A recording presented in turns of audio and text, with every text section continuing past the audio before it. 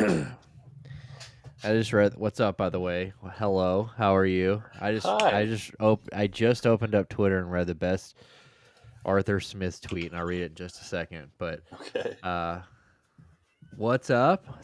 How we doing? Welcome in to Pushing Mongo episode 30, bitches. What a milestone. Motherfucking 30 weeks of this shit, dude. 30 weeks we have, and we. I don't think we've missed a week. Nah, we out ya. Like I think we've pushed back a day, but I don't think we've missed any. So I think we're This fucking 30 30 weeks, consecutive weeks. dude. What have Hell we yeah, done in our lives for 30 consecutive weeks?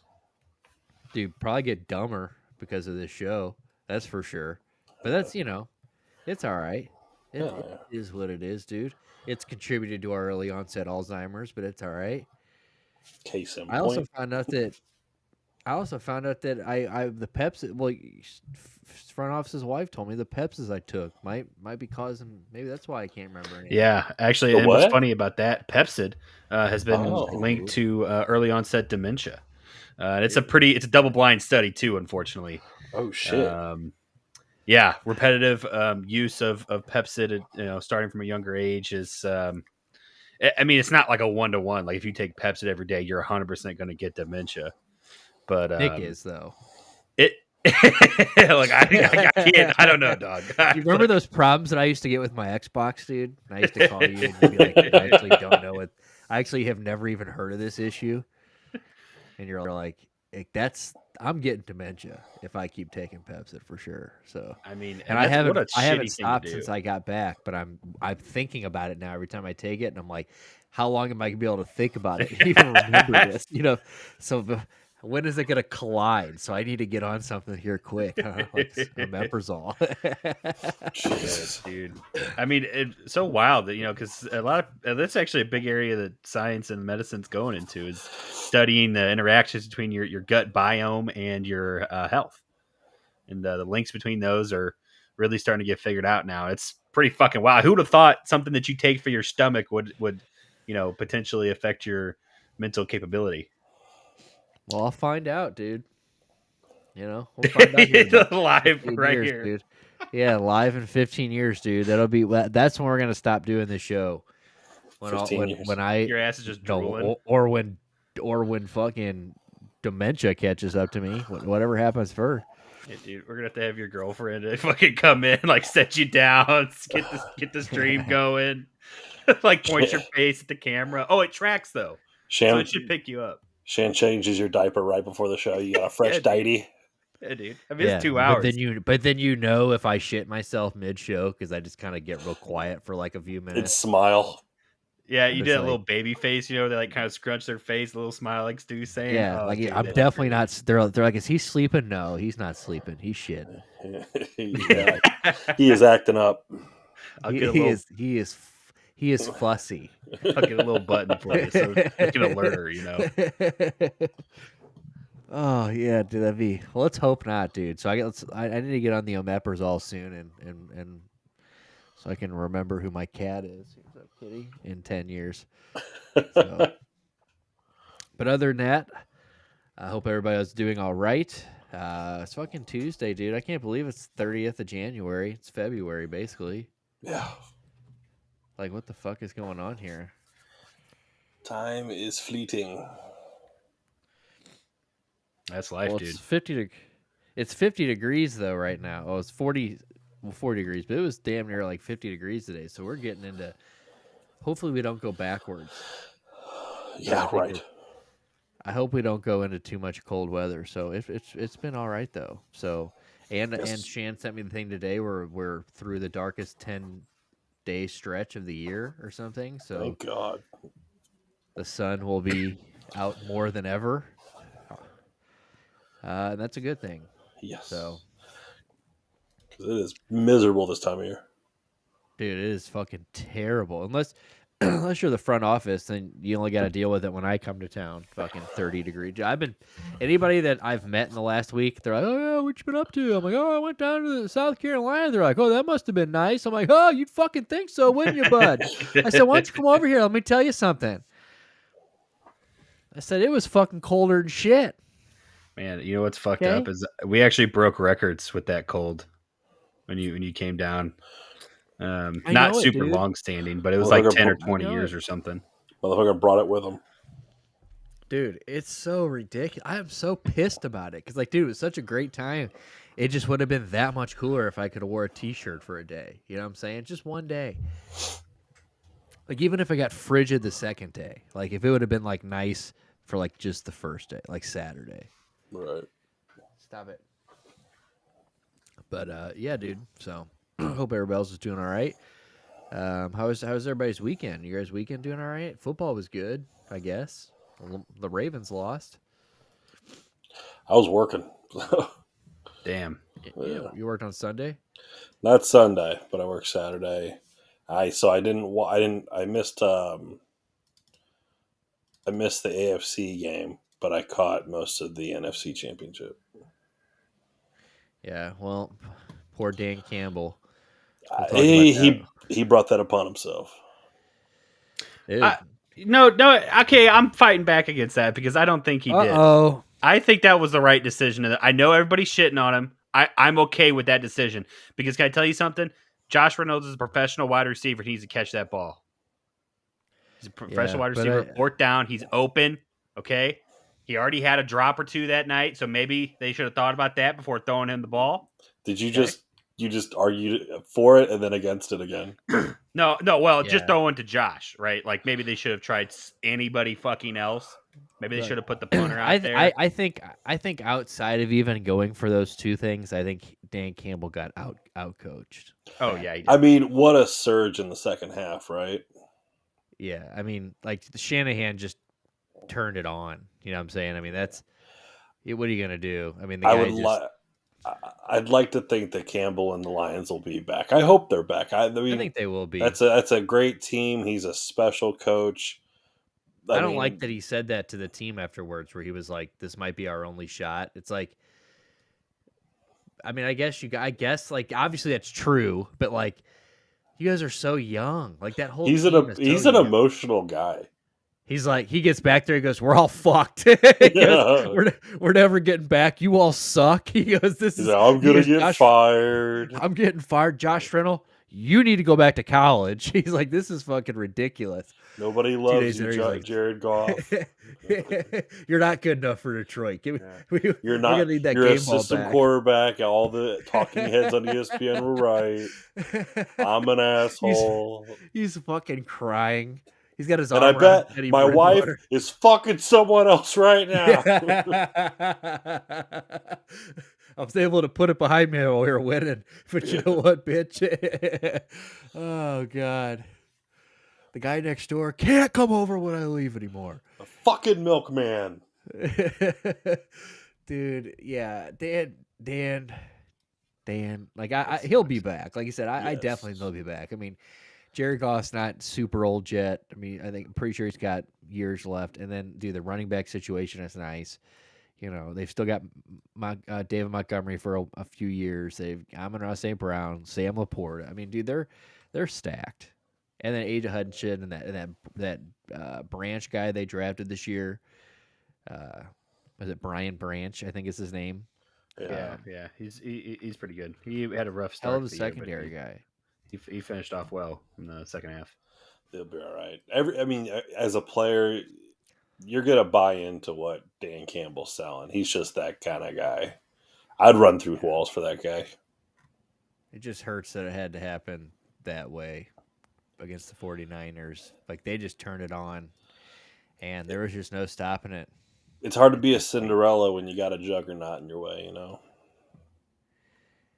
And now I'm rooting for Kansas City, to be honest. We'll get into that a little more tomorrow, but I'd rather see Kansas City just win another one than have to listen about. I don't want Deebo Samuel to get one. I'm a hater. I like Deebo as a player, but dude, he's such a prick, and I just don't enjoy him. So, and I don't want to hear about Brock Purdy being like the GOAT, because that we're gonna hear about him being like the next White Knight. You think, really? Dude, 2 years in the league, 2 AFC Championship games. Second year he gets to the Super Bowl and wins one. Yeah, but look at the roster. Yeah, but dude, He's he even kinda had he's Ryan Clark basically just shit. Who, was that us that watched it on, or was that you and I front office that watched that on the sports show? That was a sports show. Where Ryan Yeah. Clark just basically shit all over Brock Purdy. He's like, the hardest thing I've had to do this year was sit on TV and act like Brock Purdy belongs in the conversation. Oops. And then this yesterday, he had to get on TV and say he was wrong, basically. So that was nice to see, Ryan Clark. But I mean, it's funny how easily that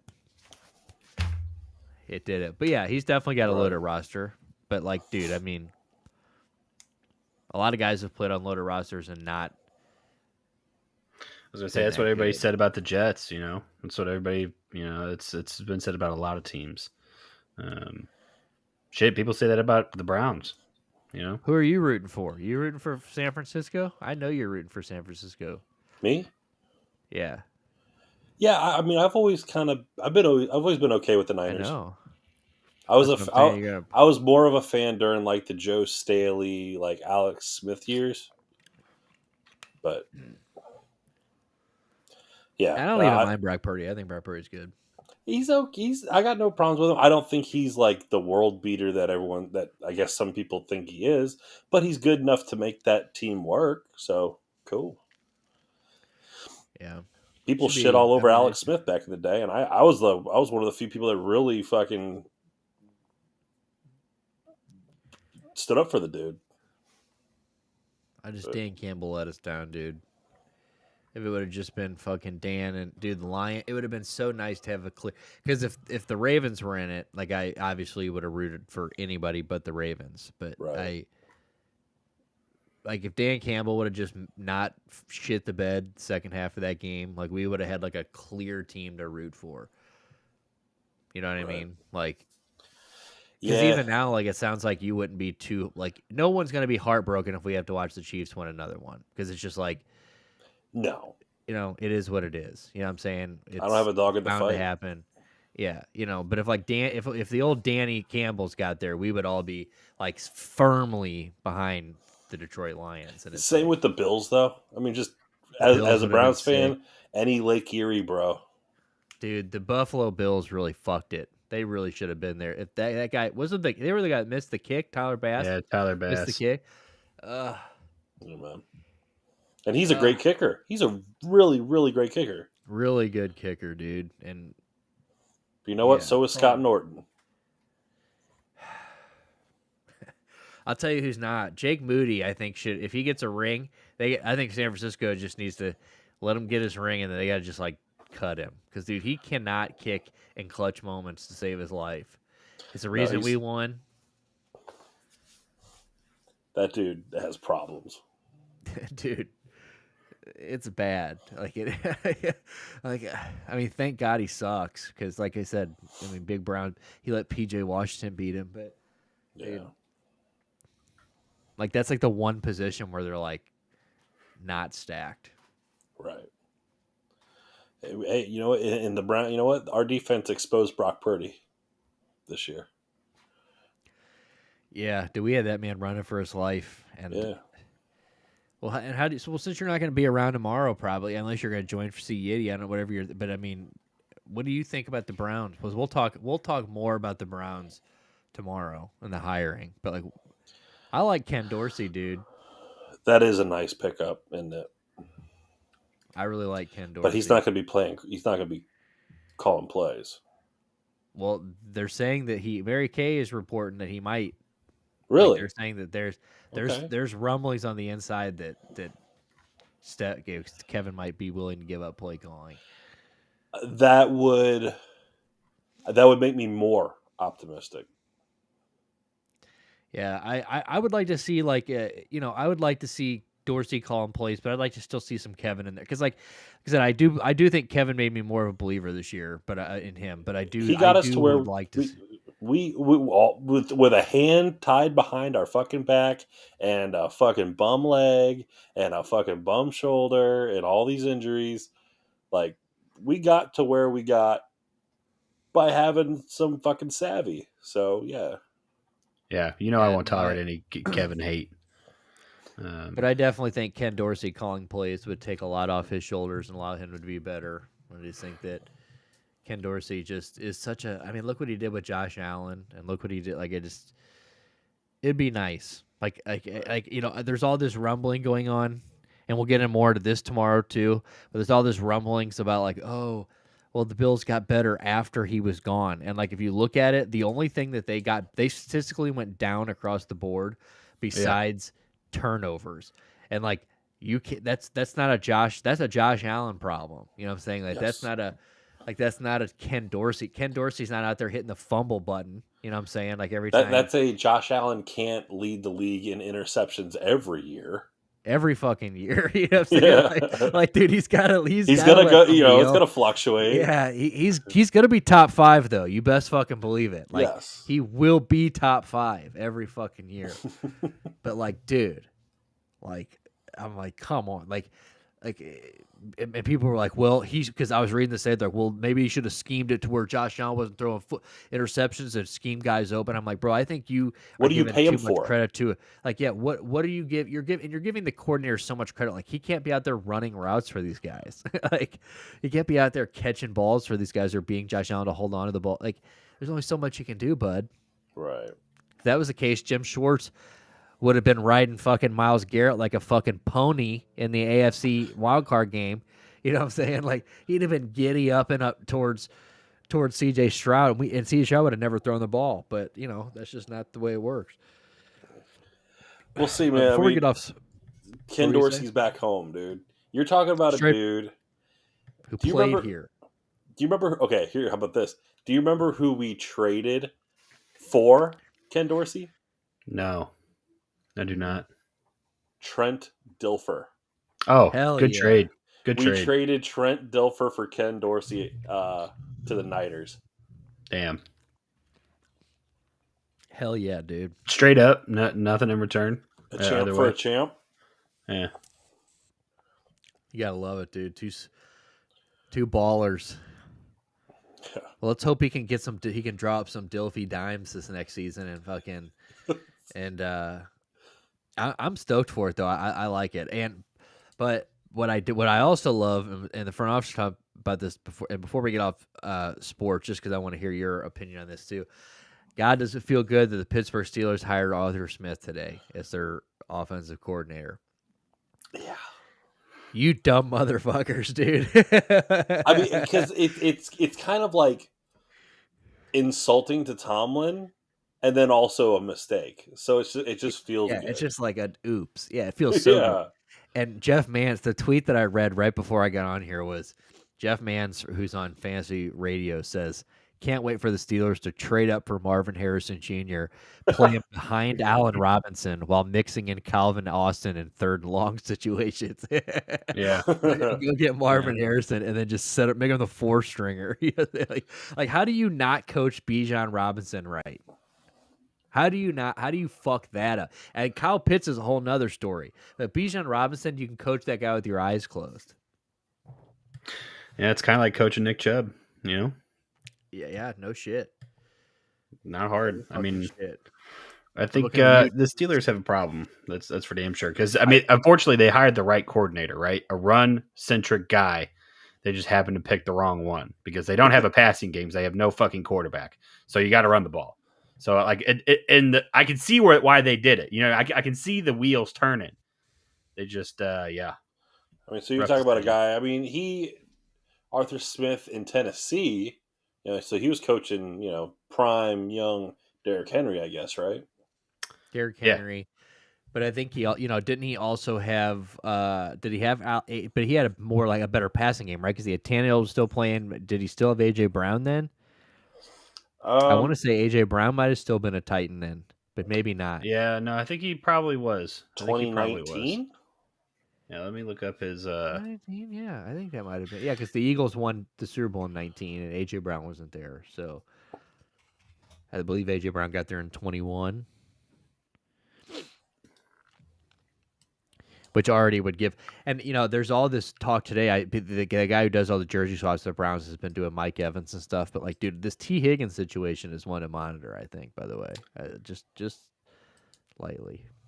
Right on. Yeah, so he was hired as the defensive quality control coach in Tennessee in 2011. Then he went to offensive line and tight ends, assistant tight end, excuse me. Then tight ends coach. Then Yeah, OC. then actual tight ends coach, and then he offensive coordinator in 2019. That's right, because Matt LaFleur left and went to Green Bay. Yes. No, we were gonna read his whole resume. Like maybe what did he do before that? Like Dunkin' Donuts, fucking What are you doing? Sitting on your fucking gear. hands? What are you doing? Sitting on your hands talking shit? Is that what you're doing? No, I'm actually my hands are right here. He did no AJ Brown though. So Derrick Henry, Yeah. Ryan Tannehill, and Johnny Smith having nice. career years. And Oh, Johnny yeah, that was Smith the followed Jonnu him year. to Atlanta. Yeah. Yeah. And he then who basically then outperformed Kyle Pitts Yeah. in that offense. That was wild. Yeah. That was wild. Because Johnny Smith, I mean, he had his like best year in Tennessee under working with Arthur Smith. Yeah. I remember having hope when he was with the Patriots. It was like him and Hunter Henry. I don't remember what year it was, but him and Hunter Henry were battling, and I was like, man, Jonnu's a physical specimen. No doubt he's going to be able to, take over the starting job. That did not happen. Tight end is an unpredictable fucking position. When you look at guys that look like like Njoku, who how many years has Njoku been in the league? Oh man, 4, 5. How many of maybe even more, like 6 maybe? Yeah, but like maybe. how many of those seasons were like, when's he gonna like open the fuck up?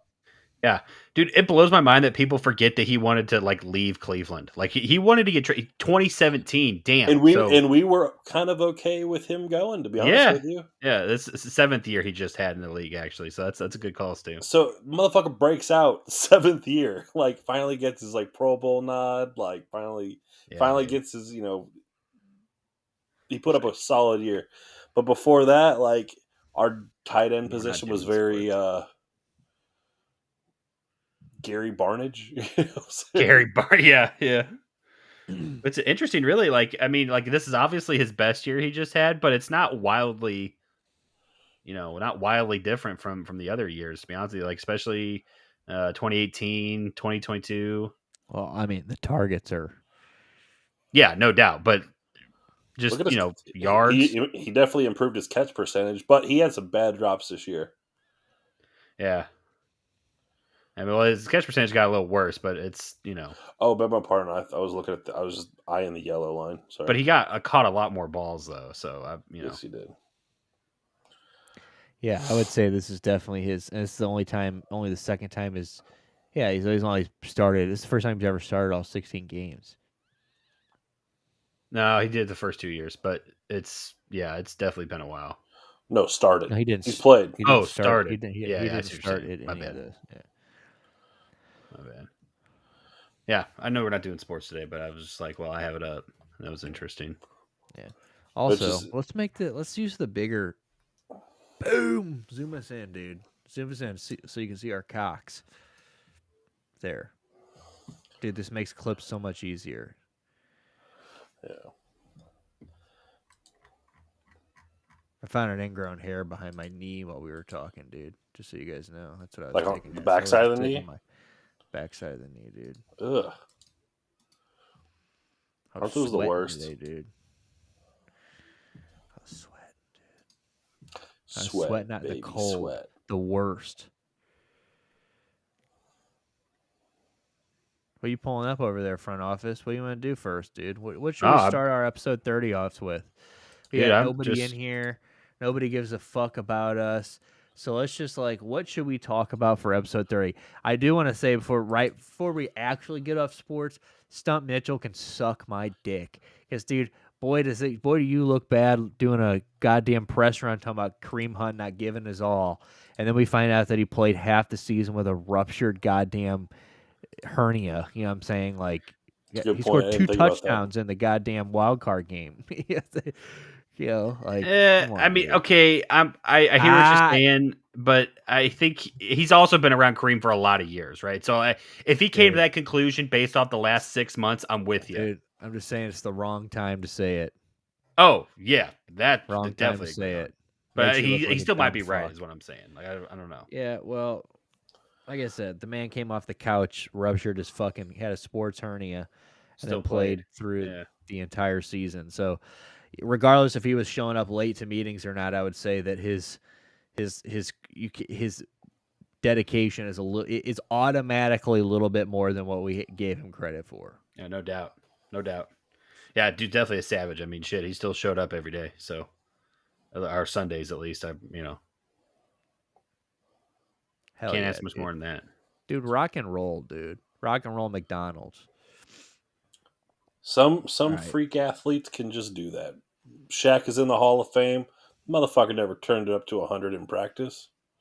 Allen Iverson never turned it up to 100 in practice. So Deion Sanders blacks. didn't turn it up to 100 in practice. You're just so blacks. What's that? Blacks. Yeah, they don't. White dude, look. White dudes need to practice. White dudes need to put that nose in the playbook. That's why whenever you see a white dude make I it, was like, you got to Shaq, and I was like, okay. And then you said Allen Iverson. I'm like, okay. And then I said Dion. I'm like, we're not getting any white guys in this list at all. no. Whenever a white dude makes an interception, it's because he has a very high football IQ. Okay, He walks around with the iPad. yeah, his nose is in the Microsoft tablet at all times. He's a ham and egger. You know what I'm saying? Yeah, dude. No, for sure, for sure. He's El Yeah, Dandy. because I mean, even the toughest whites didn't play through. Like you got to think back to like what was the Cowboys linebacker that was such a savage that just never played more than 15 minutes at a time? Sean Lee. You know what I'm saying? Like Sean Lee, what an animal. You know what I'm saying? Yeah. Like, but my goodness, he got hurt every other quarter. You know what I'm saying? Like that man. Yeah, his neck was toast by his second year.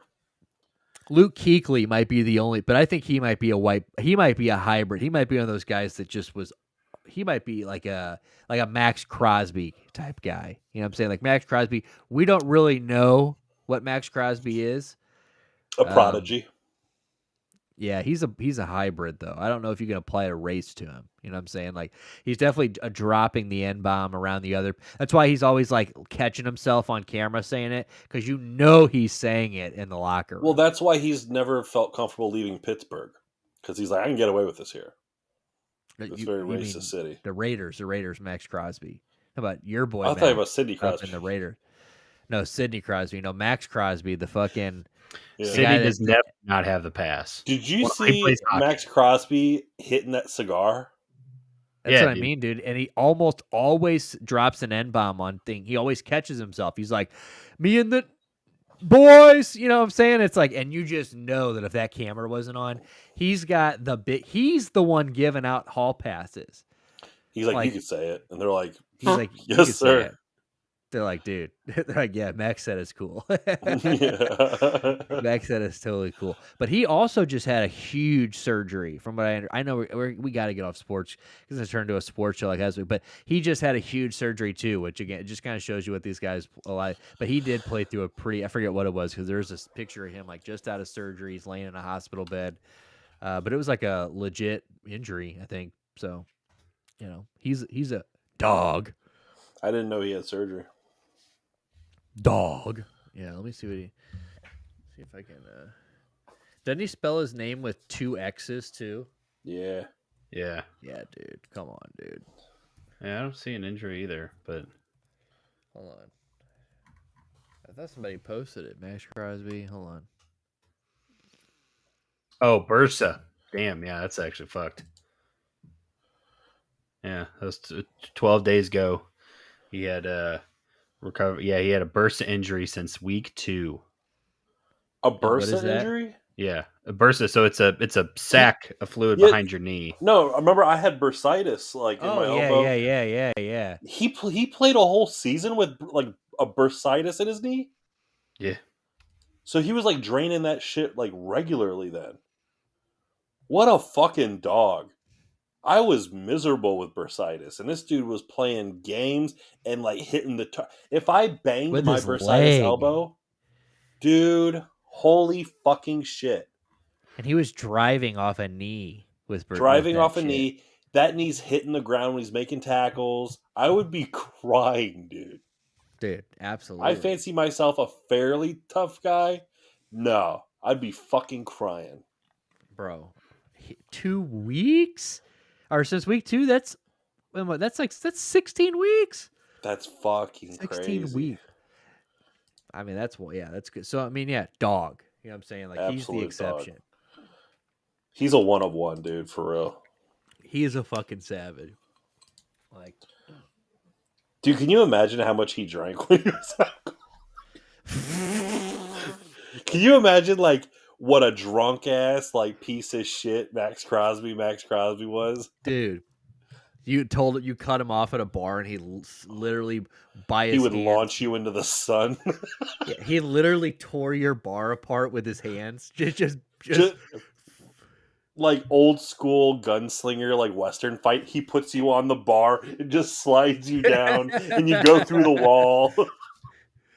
Dude, now it's, I mean, straight up. That's exactly what I'm thinking. Breaking chairs over people's backs and shit like that. Just fucking crazy. Like, dude, what happened? And they're like, they tried to cut Max Crosby off, dude.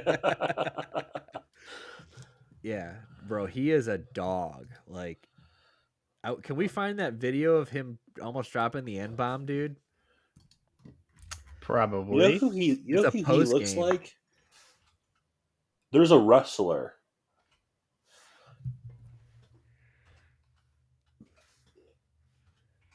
It's the guy that does the really good Ventura impression.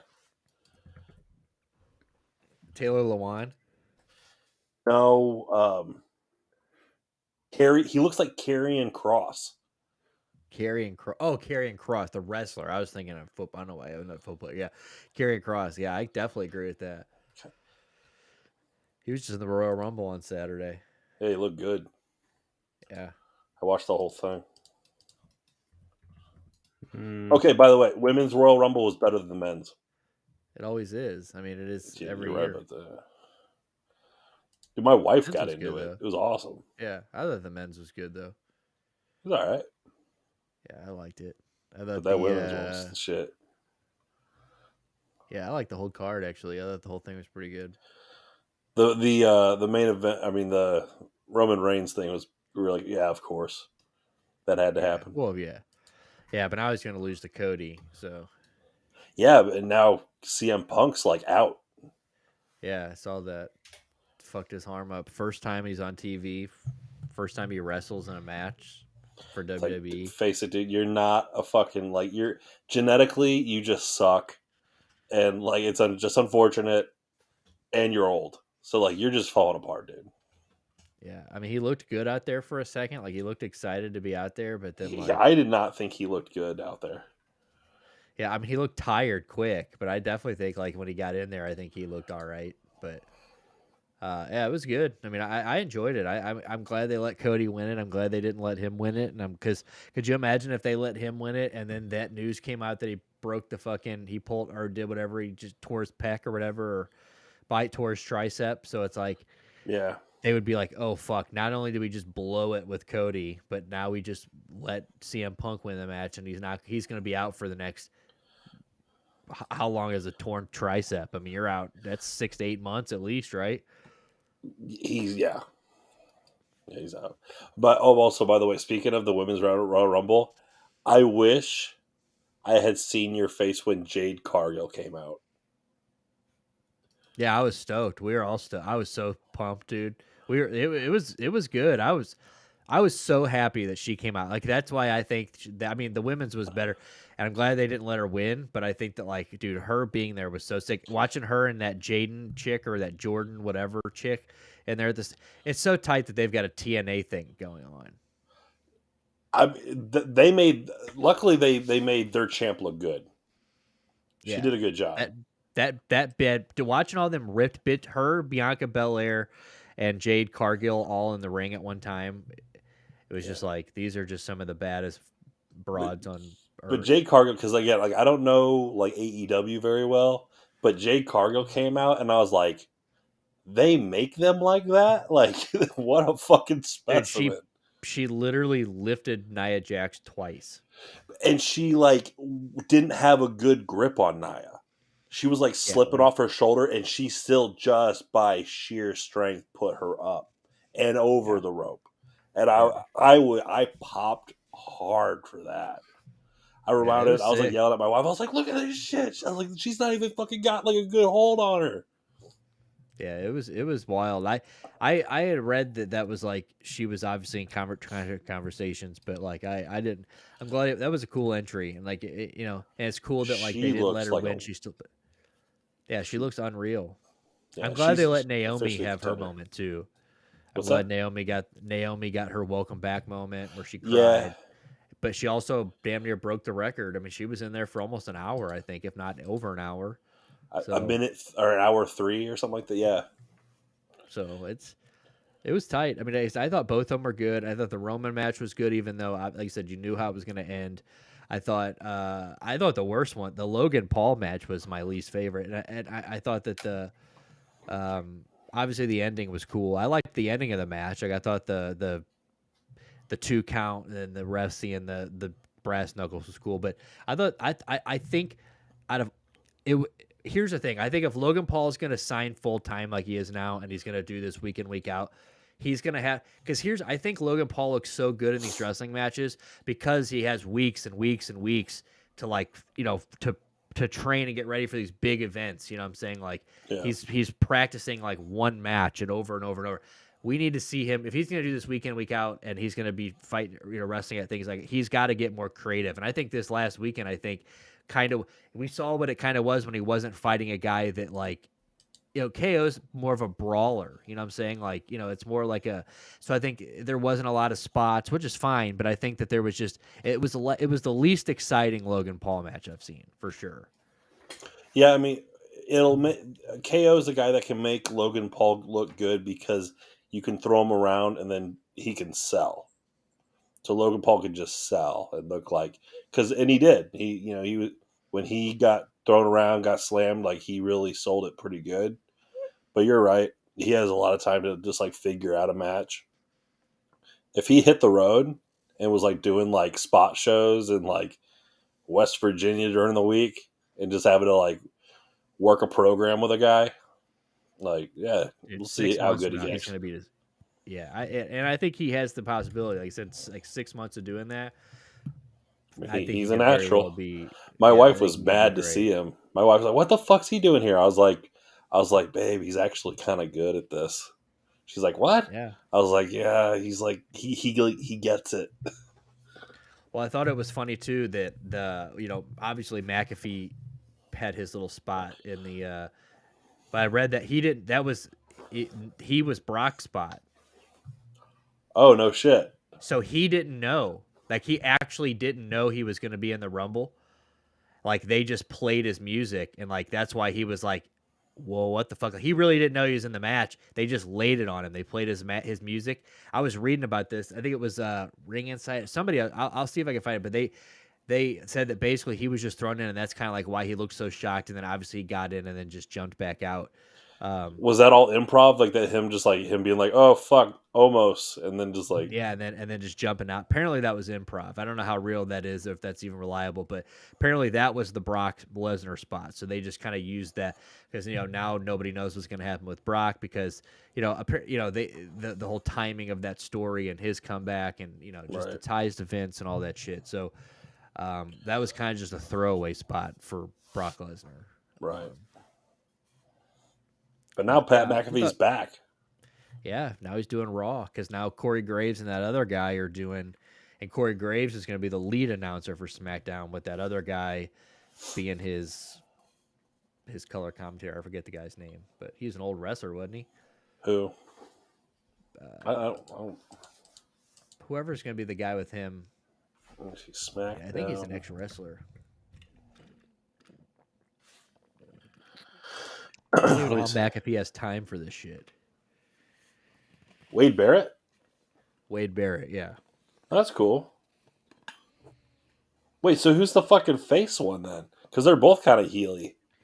Yeah, so it's weird. Like it's so I guess it's gonna have to be Wade. I mean, there's no way we're turning Corey Graves into a fucking face, Baby right? face. Interesting. Maybe it's just gonna be like just two shit talkers, dude. But now we're gonna get Michael Cole and Pat for Netflix, dude. That'll be interesting. Yeah, because they let go of Kevin Patrick. That's right. Interesting. Okay. Wow. Wade Barrett. Okay, cool.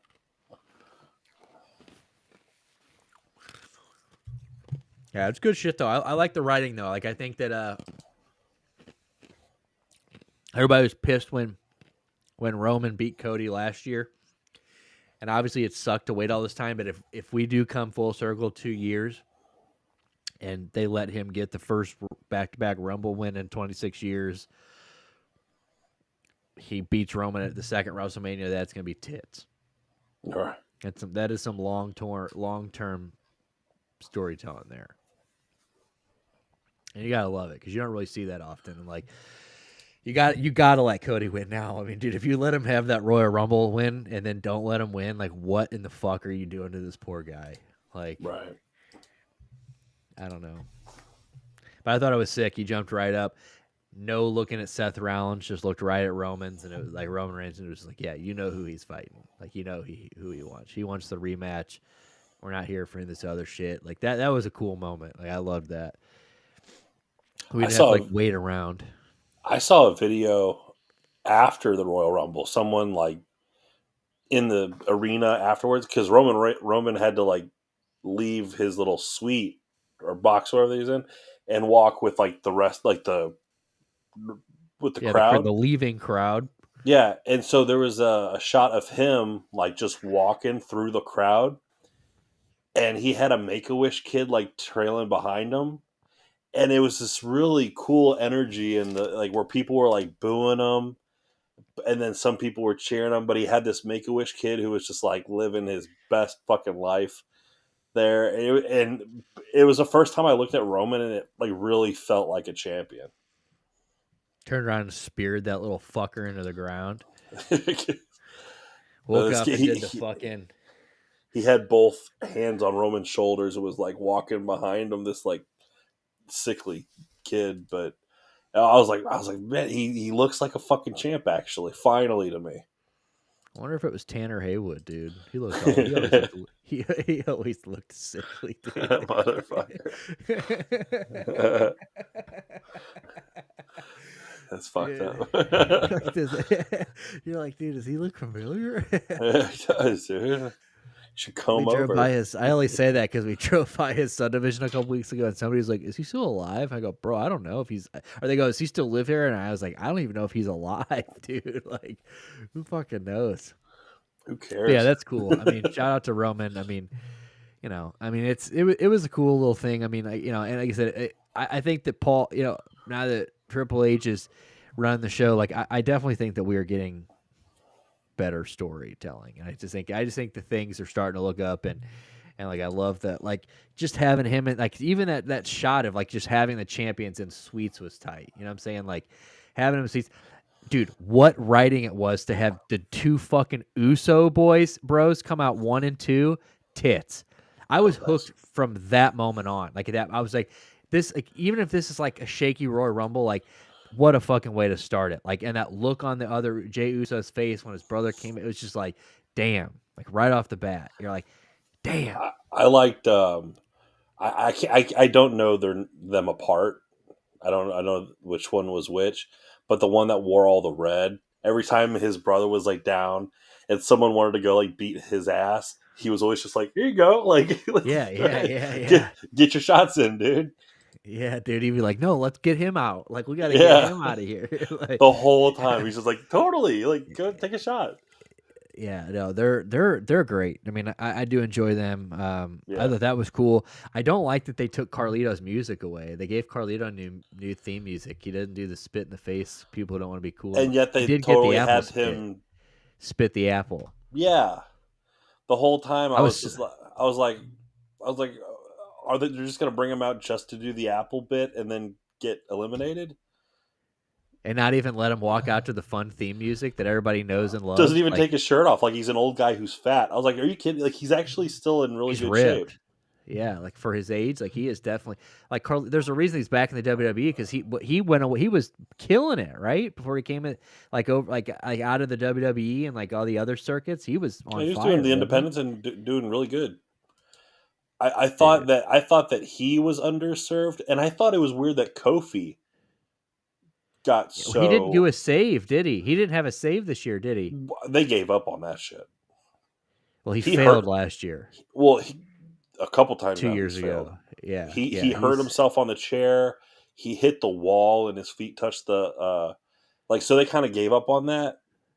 But like just the fact that he was eliminated so quickly, like he's just some like part time jobber guy. I thought that was really strange. yeah. I thought that was weird. I thought two in the women's one there were two. Well, Kyrie Sane's save was better than almost any Kofi save. That was so I sick. love that Kyrie Sane is back.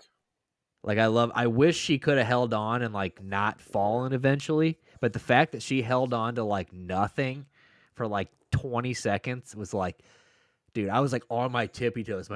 I'm like, oh my god, this is so. I'm like, this is. Kofi's had some pretty good ones. That was right up there with those. Like that was so sick. But I didn't like that. There at one point there, I don't know what this bitch's name is, but there's like this feral bitch that came out and she had like deer antlers on, and they're like, oh my god, she never wear. Dude, are you about to get sniped? Whoa! Did I just zoom in, dude? What the fuck? Dude, do the antler thing again. Dude, how do I go? How do I zoom out, dude? Hold on. Yeah, I do the Illuminati, dude. How do you zoom out, dude? Dude, tell the camera to suck it. Dude, suck my dick.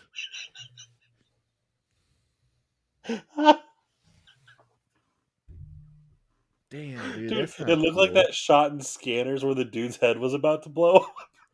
Dude, I was like, wait, I literally was about to tell front office to quit zooming in. I was about to be like, dude, quit zooming in, fucko. Holy Yeah, dude, shit. I can't control that. Oh my god. Dude, come on. But no, she's like the female what are those Viking warrior dudes? Yeah, but my problem was is that they're like, oh, Valhalla, that's her name. like she never wears the antlers. What's gonna happen? That bitch was in there for like 14 seconds.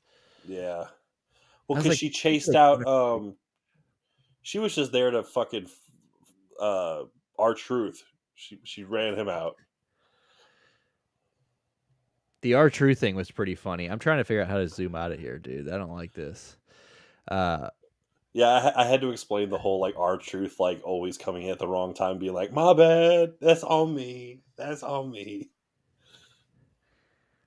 Hold on, I'm gonna put this bitch to sleep. See what happens. Hold on, Holy fuck, that camera, dude!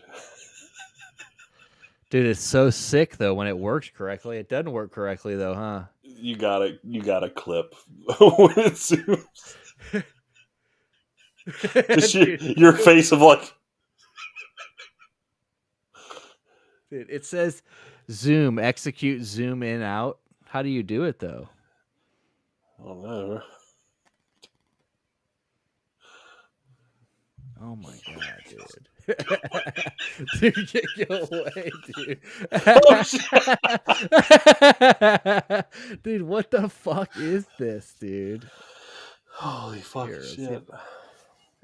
Oh god, dude. Of course. Oh my god! Let's see what this does here. Remote controller, virtual camera. Yeah, but either way, well, while I figure this out, we can just keep talking about the Rumble for a second. But yeah, I do think the Rumble is good, and I definitely think Kyrie Sane. We didn't even get to see a Kyrie Sane elbow drop, did we? No, and it's a beautiful That didn't one. happen at all. It's the best outside of. I mean, it's Macho like Man. maybe the best. Yeah.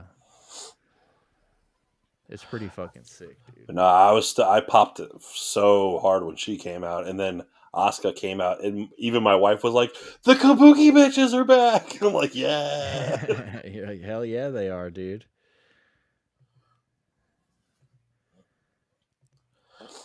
Oh man, Dude, this is unreal. it's okay as long as we're in. I mean, yeah, it's not bad. I don't, dude. I just don't. Look how It's big just a my big fucking ol' head is. You know what I'm saying? Yeah, dude. But I want to know how it says. Like it literally says auto zoom, and I want to know how that works. Oh man. I don't know either. But all right. Well, what should we talk about then? Should we get some shit in the Discord here today? We got some fucking. We can talk about. Well, we can obviously we're gonna talk about fucking Gringo Poppy. Let's talk about Gringo Poppy, dude. Gringo Poppy? Brendan Schaub, dude. Oh, Gringo Poppy. What's up, bud? What's up, sweetness?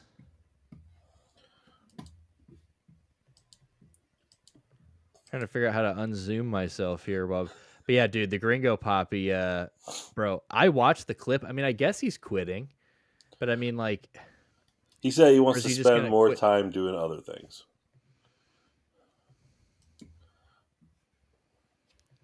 But he's like, but he also says, if I'm in the like, if I'm ever, I might do SoCal shows and shit like that too. Which, that still means that the people in Southern California have to put up with him. What is this video? Is this a video of him quitting it? Yeah. Yeah, it was some other content creator, and then it plays the clip of him talking All right, about. let's do it.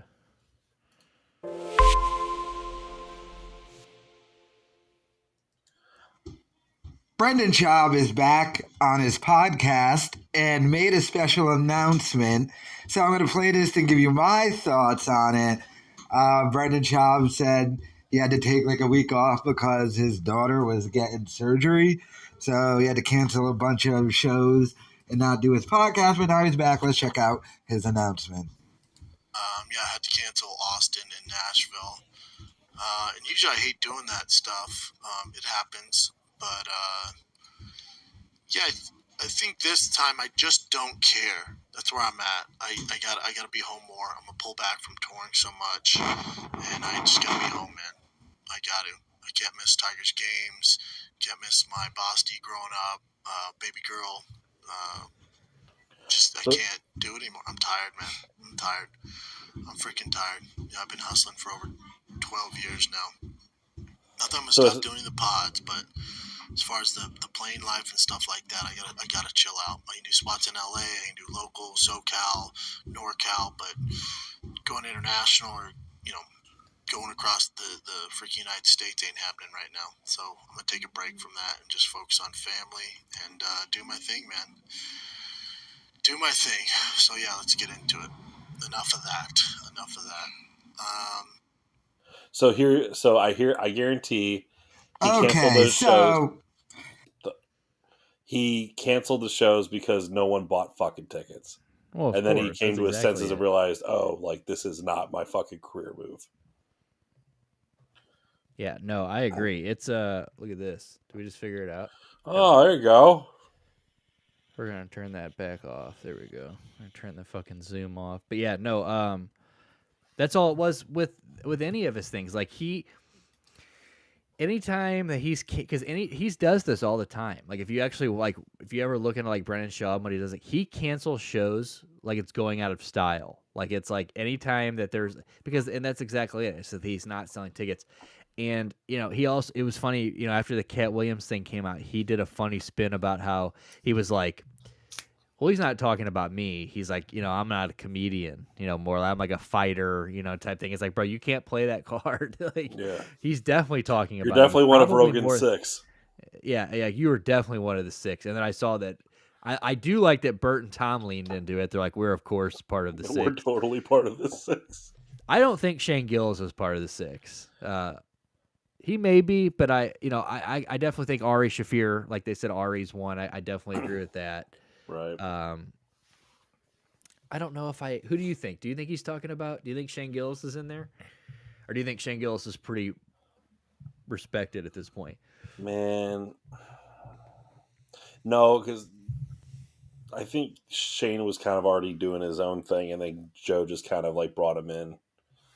Yeah, I agree. So I have a feeling it's like, Tom and Bert, Ari, um, definitely Brendan Schaub, Callan, and maybe like Tim Dillon or something. Yeah, I mean, and Tim Dillon's even funny sometimes. I like him on his podcast. I don't, his stand up was His all stand right. up's okay, but I think he's just a funny dude, period. There's just Yeah, I do people too. who are naturally funny, but they aren't that great at stand up. And he's like one of those guys. I'm glad he has a great podcast. Yeah, podcast is great, but Andrew Scholes is definitely one for sure too. Yeah. Andrew Scholes sucks. Like I've always kind of like tried to like I've thought he was funny at times. Like I did think some of his stuff he did, like the videos he used to make were funny. But dude, you watch that podcast of theirs and like, dude, that the guys that he sits on those couches with are just so fucking obnoxious, and like they are just like they are the worst. Like the fake laughing. They're just They his start. buddies. Yeah.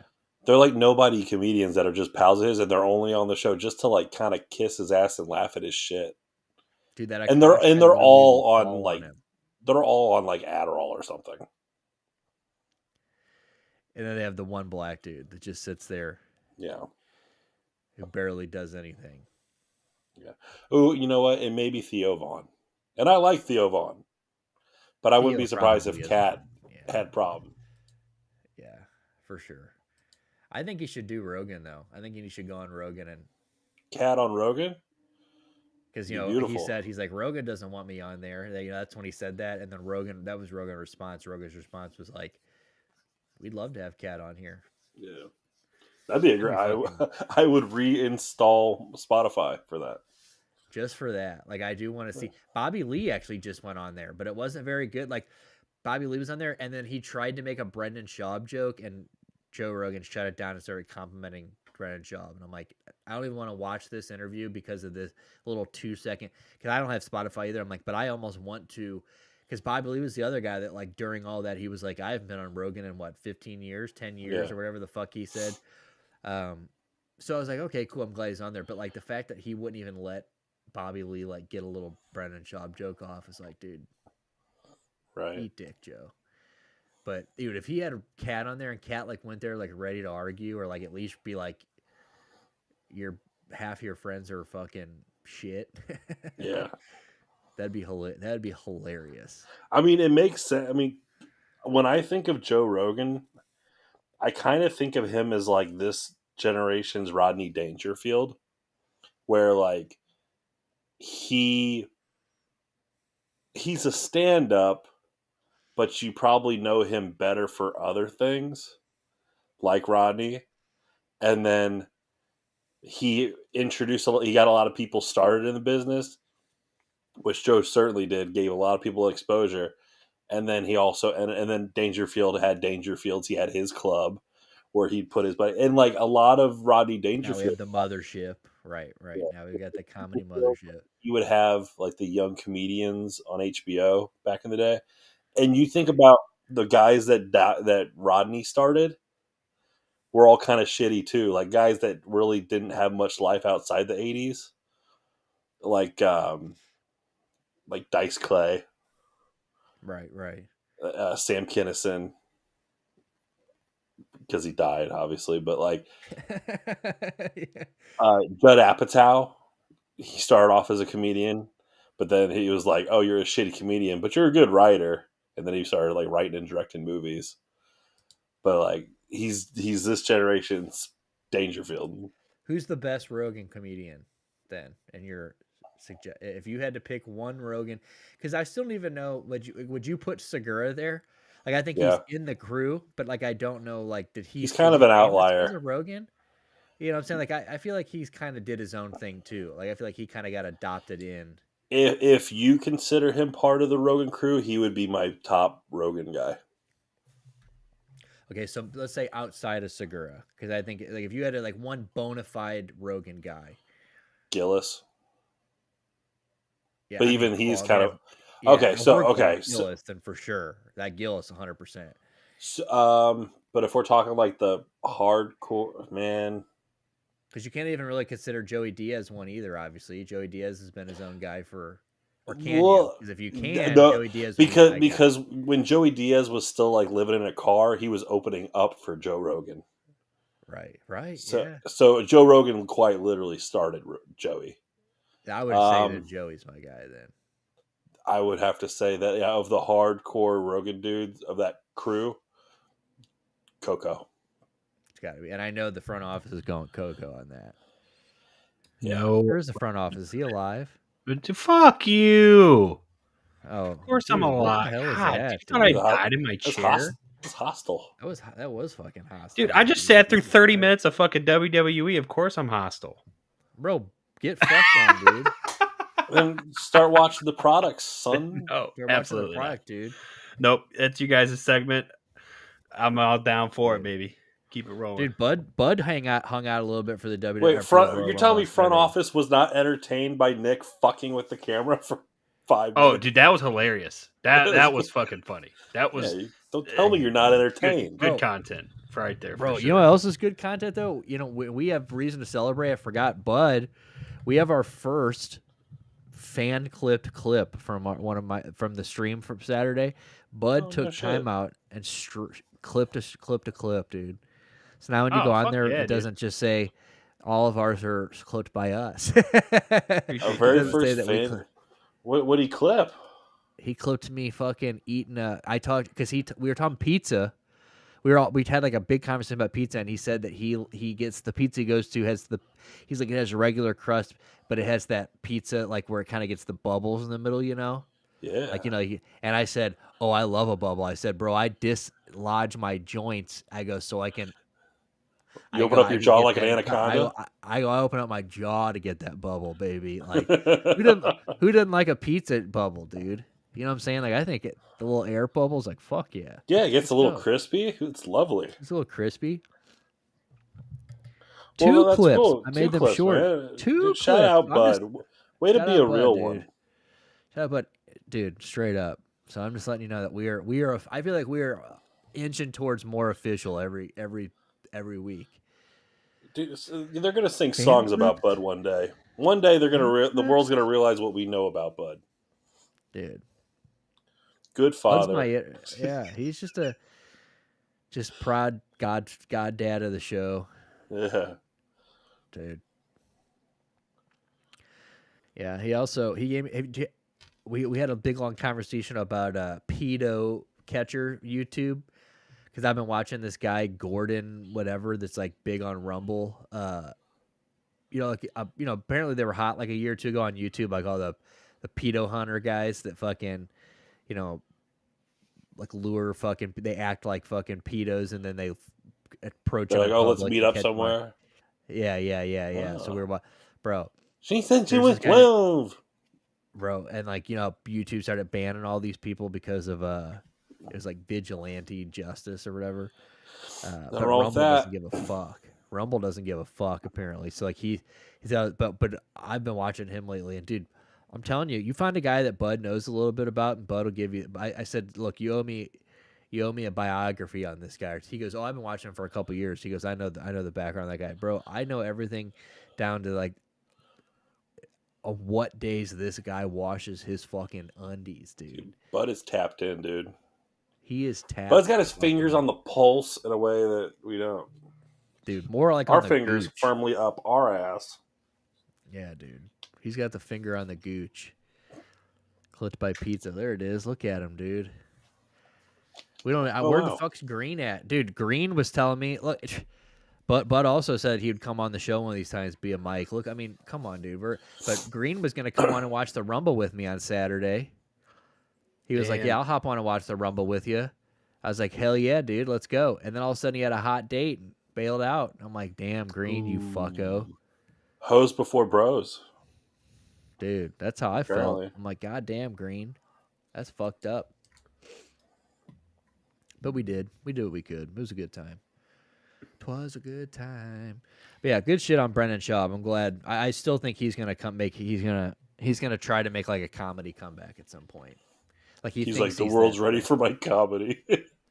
He's like, dude, they deserve it. They deserve another round of Brandon Schaub. He's like, it's been a few years. I think they'll finally get it. Yeah, dude. They're like maybe they've caught up to my comedy now. Yeah. We haven't had a Rogan one in a long time. Rogan hasn't dropped a special in years. Like, what the fuck is he even doing as far as comedy? Like, he's Doing his podcast and getting paid way more money than he ever deserved to do it. You know, if I had a contract like Joe Rogan's, I think I would get a little lazy too. Dude, I Shane don't blame Gillis him just one moved to bit. Texas too. He moved to Austin. I thought he was a Nashville dude. No, he was just on. He was watching him on somebody's podcast. And he just moved to Austin. No shit. They're all moving to fucking Austin. They don't want to pay them taxes. Like Steve-O. Steve-O a Texas boy now? No, but he moved to he was trying to move to Tennessee for 8 months out of the 12 months that he didn't have to pay taxes. Motherfucker tried to use a loophole. Yeah, that's hilarious. But yeah, dude. Well, thank you. Big round of applause to fucking Brendan Schaub. Honestly, a big old Pushing Mongo. Thank you for quitting comedy. We really respect we respect the decision. Yeah, we hope you. It's the right call. Yeah, stay at home with the wife, dude. Raise your kids. You haven't been there much, so raise Probably them still right. won't be. Probably still won't be. Probably still going to be out catching strange poon in your neighborhood. I mean, out here, probably hitting on ladies that work with your wife. You know what I'm saying? Like, that's the kind of guy he is. He'll be creeping at the Comedy Store. Yeah, dude. What a fucking wacko, dudes. But honestly, like you said, big ups to your island. Big ups to your island. For the white boy summer chatting. So big up to your little white boy summer. But big ups to fucking Brendan Schaub, dude, for fucking quitting while he's behind, because he definitely wasn't ahead. So good on you. All right. Another big news though that we did that I thought was funny, because I saw Adele shared it on the old Twitter saying that we got video. We found Amelia Earhart's plane before we got video of Wilt Chamberlain's fucking 100-point game. Which is true, because he didn't score 100 points. So let's just get that out of the way. Is that a thing? Yeah, there's like no footage of that game. Well, I know there's no footage, but like I didn't know that there was like, oh well, he never did score the 100 to begin with. Dude, will you think Babe Ruth pointed and called his shot? Didn't he? I mean, there's a photo of him pointing? He didn't. He never called. Dude, we can get into that if you want. He didn't point and call the shot. Babe Ruth's a bum, dude. But we definitely found Amelia Earhart playing before Stove God Cooks dropped, and that is a tragedy. Kind of looks like dude. a plane. What do you think, Yeah, dude? I mean, it could just be a guy laying down on the bottom of the ocean. Nah, Was it 16,000 feet? Yeah. That would have, if that was a soft body like a human being's, that would have been squished to nothingness. Dude, maybe it's Amelia. I mean, I hope it'd be cool if we finally found it and there's like that closure and all that. But I don't know, on the wings it doesn't look like the engines are there. If you go back up to the photo, yeah, I want to see if they had a picture of the plane. But I mean that looks like plane shape to me. I don't know. For sure. It looks like a mermaid to me. A mermaid. Look at the fin towards the top. Doesn't it look like a fin to you? Like a tail like a of dorsal, a plane? like a dorsal fin. A dorsal fin. A little bit. A little pussy fin. I still kind of read about it. I liked the idea of her like the plane crashing, her like floating onto the island and getting like eaten by coconut crabs. That sounds fucking horrific. Dude, maybe she went onto one of those islands where they've never spoken to people, but she gave herself up and she mated with one, had children. Now there's an island Long, of happy like just life. these like cool mixed babies. Cool mixed babies, dude, who just want to invent shit. All right, let's go now. Let's go read a little bit about this. That shit. They're like, let's get the fuck off this island. They're like, why hasn't anybody thought about leaving? All right, so groundbreaking aviator Amelia Earhart's tragic and mysterious disappearance while flying over the Pacific Ocean has captivated the world for nearly 87 years. That's what I'm saying. This is one of those things where like I have not thought about this in like when I read this yesterday, I'm like, holy shit, people are looking for Amelia Earhart's plane still. Like I totally like, there was the Titanic.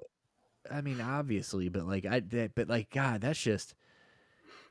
Every couple of years, I feel like you hear about like big searches, like the Malaysia plane or something like that. But like, yeah, I didn't know we were still doing. Dude, if we find the Malaysia plane, dude, I think we know what happened to Malaysia. I think got shot down or something. Remember that? Didn't Russia shoot a Malaysian one down around that time too? Pretty sure they did. I'm pretty positive Russia shot that one. But, yeah, I didn't know that motherfuckers were still looking for this. So it's sick that we found her. What if she's like, yeah, dude, what if she's still in it, strapped in? Oh, yeah, her body would be long gone. Yeah, she crashed. What year? 87 years ago, dude. Yeah. Yeah, long time ago. She's just bones, dude. No, not even the bones would be left. Yeah. All right, we'll go back up. That's why, like, if you look at the Titanic, there's no bones, but there's the shoe. Yep. Well, dude, maybe her hat's there. Maybe that cute little hat's there. One can hope, bro. Dude, how sick would that fucking be, dude? This overcoat. Her was she married? Maybe her fucking wedding ring's down there. They take a little like James Cameron sub down to the plane, and they look in the cockpit, and it's just a hat, a coat sitting in the chair like she got fucking raptured. She got fucking That's what I'm saying, dude. Like I hope it's just like everything she's wearing is still there. There's just no body. Like let's. I want some proof, dude. Oh, all right, she was married to George Putnam. Bro, so what if she had a fat old diamond ring down there? What if they just rob her? They get down there and realize she had like a fat diamond on her. They're like, dude, check her pockets. Oh, the people that went down. I don't. They're probably not going down to get her. I don't think that if it's 16,000 feet, they're definitely not getting it. They just know where it's at. Dude, how long until somebody builds a fucking something to go down there and just take? Well, remember the sub a couple months ago when they built that shit. This isn't nearly as deep though, right? Than that. Well, that I don't remember where that actually collapsed in. Let me. Titanic depth, because like I said, James Cameron went down there hundreds of times. Okay, so the Titanic is about 12,500 feet, and she's 16,000. Oh, baby, dude, yeah, straight up. She's deep, deepest. Don't stand a chance. Manned submarine. Bro, give me a snorkel. I'll go get this bitch in one breath.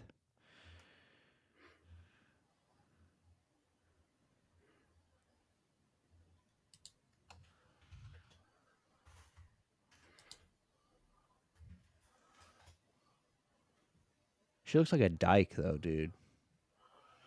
Well, I mean, she was kind of what was that movie with Leonardo DiCaprio where he played that? Was it called The Aviator? I mean, it sounds like it would be. But like Amelia Earhart, she kind of was like kind of butch. She had that like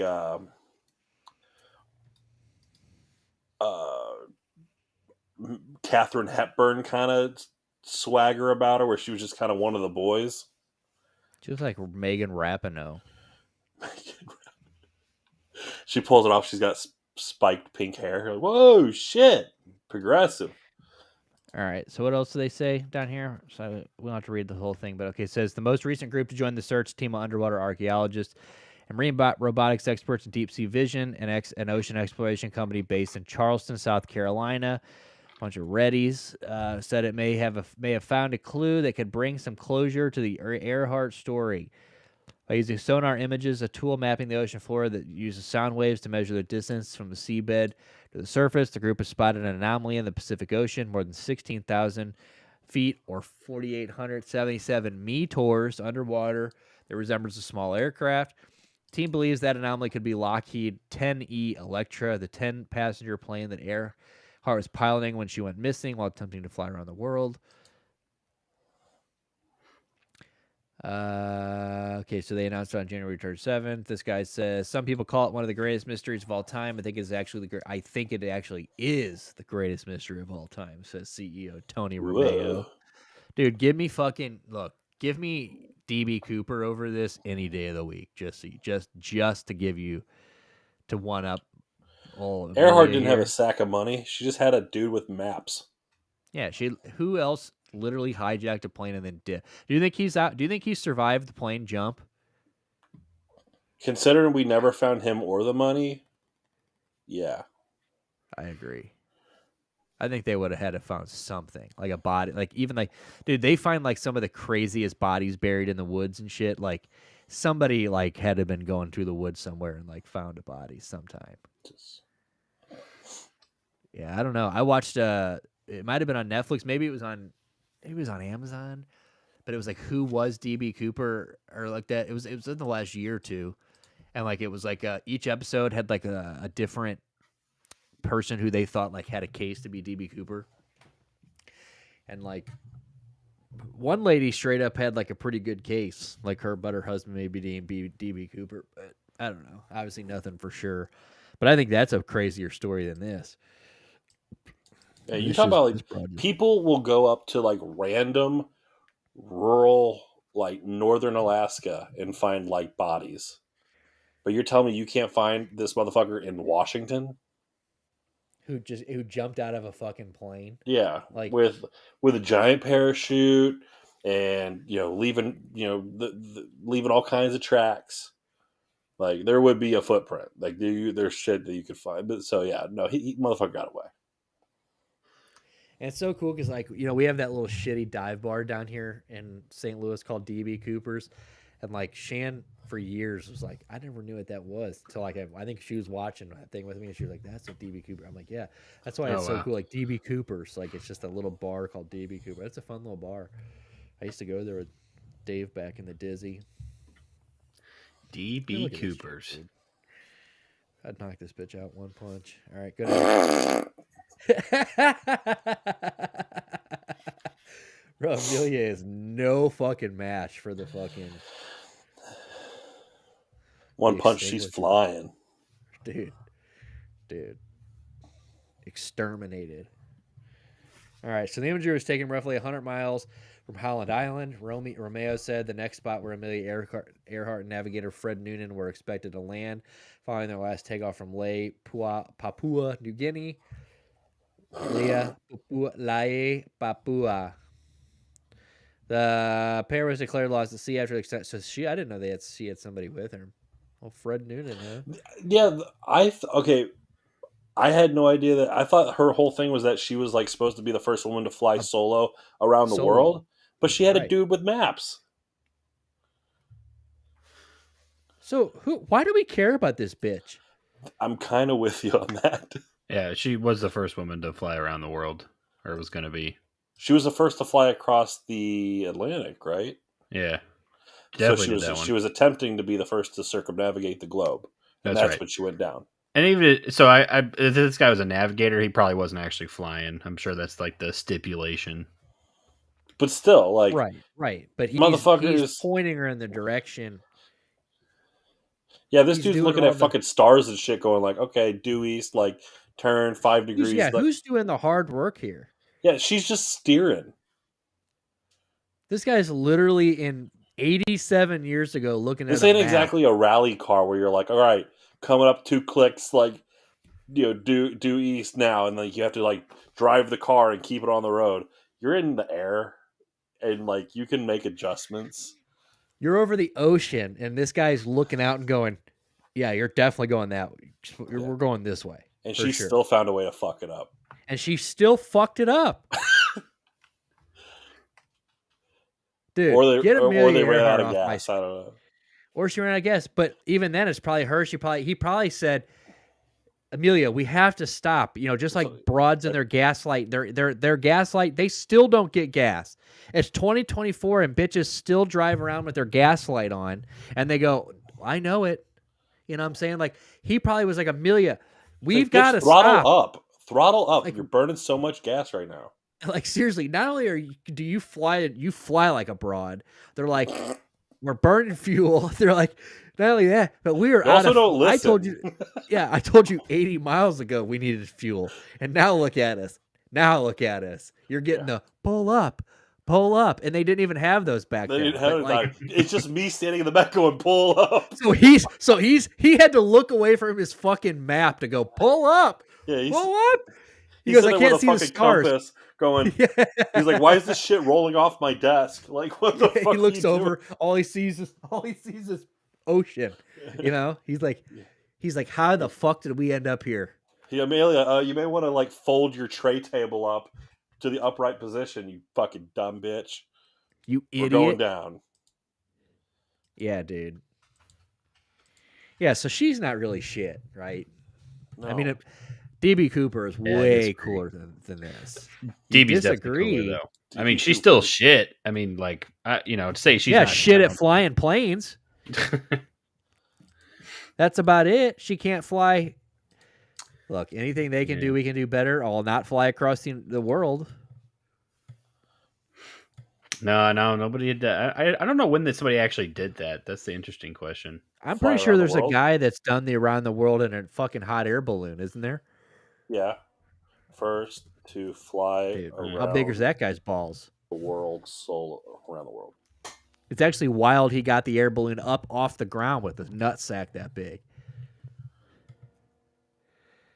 Most widely believed theory held by the U.S. government, the Smithsonian, is Earhart and Noonan crashed in the Pacific Ocean near Howland Island when the plane ran out of fuel.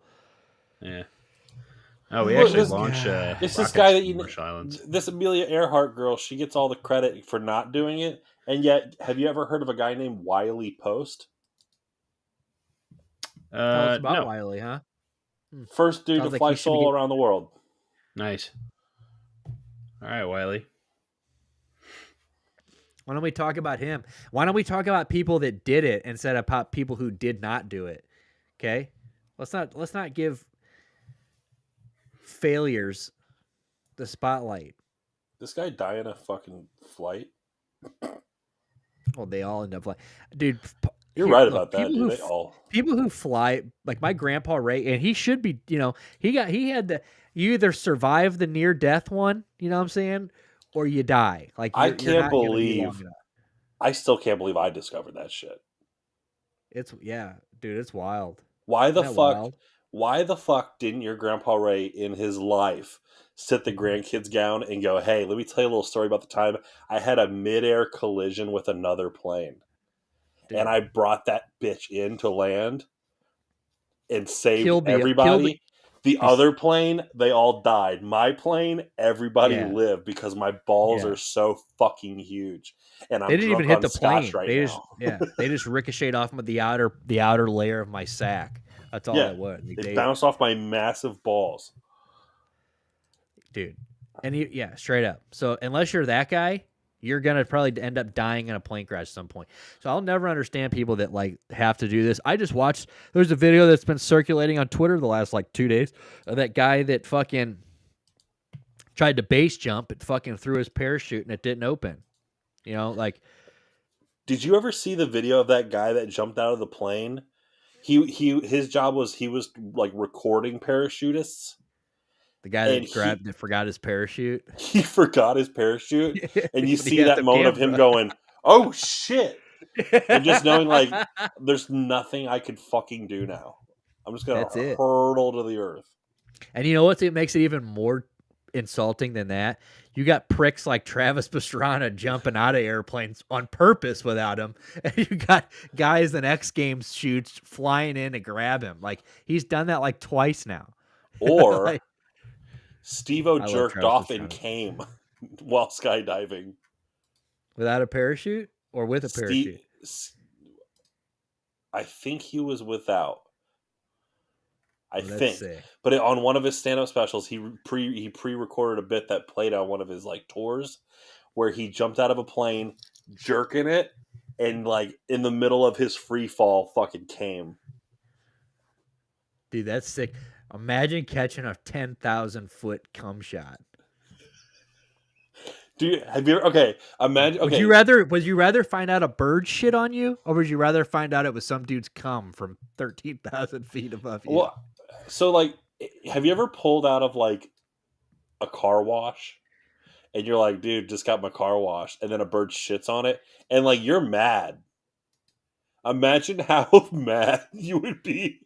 Turn that up to like 11 of like walking out of your house being like, it's going to be a great day. And you get like walloped because this shit's going supersonic. And it probably hardened a little bit too. Yeah, it's moving at the Cum speed of definitely like hard. sound. It would definitely kill you. And it's like crystallized. And it fucking Yeah. one times your ass.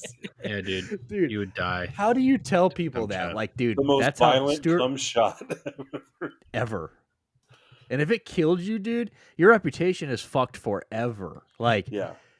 dude, he literally died because Steve-O nutted 13,000 feet in the air and it hit him square in the forehead. He took the wrong load to the dome.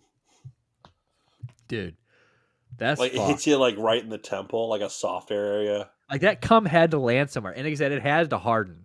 I mean, cum hardens, starts to get fucking. It just starts raining nasty gummy the moment. bears. Like, what the fuck? Everybody's like, "What the fuck is this, dude?"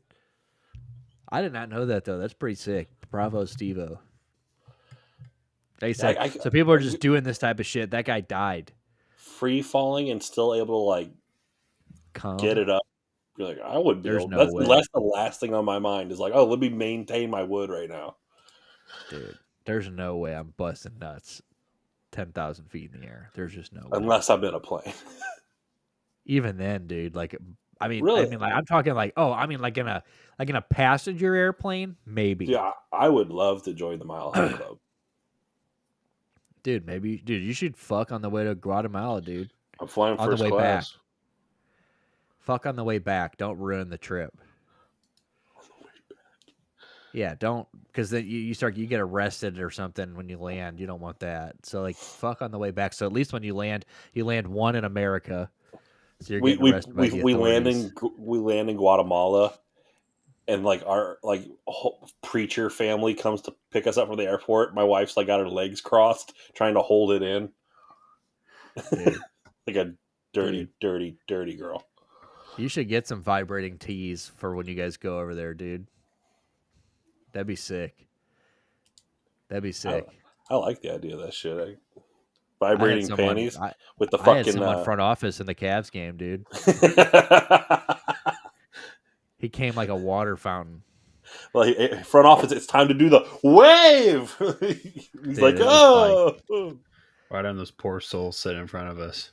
As soon as Sam Merrill drained his like 6 3-pointer, dude, he didn't even need the vibration panties anymore. He was just free beating in the 200s at that point. But yeah, dude, I think that'd be sick. I mean, cool. And passengers love it. You get caught doing that shit, you know. Somebody might tell on you, but 90% of the people there are going to be cheering for you. They would applaud as we get escorted off the plane. Yeah, and that's the best part. They can't just land the plane right away. Like you had to fuck, and now you get to go sit down for a minute because like they're gonna finish the flight. They'll just Can I have a cigarette? Yeah, unfortunately, you're putting your ass on a no-fly list. That would suck. Like I gotta drive. Can you just let us have Mexico. Fun, dude? I gotta drive from Guatemala City back to the U.S. Can you let Stu live, dude? That'd be a drive and a half, Stu. I wouldn't make it. I would be like captured by cartel in the middle of Mexico. Pull over, know, dude. They might think you kidnapped her, and they might respect it. They might be like, "That's true. We fuck with it." They see fat white guy, and they think dollars, and they're like, but then they look like this guy's trafficking. You got a little brownie in the passenger seat. They go, "Oh shit!" And they're like fucking, and next thing you know, you got everybody. They're like, "Yeah!" They're like waving you through, dude. Well, you're one of us, Hell dude. You yeah. bad. You bad. You so bad. You so bad. You What's so up? Dude, that'd be fucking sick. Dude, you really don't come back. You're like, dude, I'm actually in the cartel. Yeah. They call me El Jefe. Dude, I am literally like king here. Yeah, that'd be sick. What do you got? What? You're leaving in what, 2 weeks? Right? What February I what? will be I'll be wheels up in the air next Friday.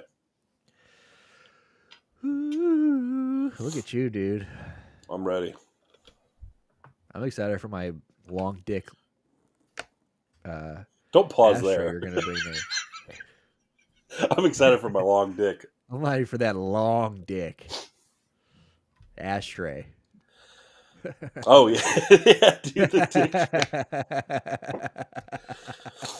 I'll have to explain it to my family when I buy it. But, they're like, "You guys just it's go not over for there me. a No, minute." no. It's a joke with my friend. You know. Yeah, they're like, "Ha ha ha ha."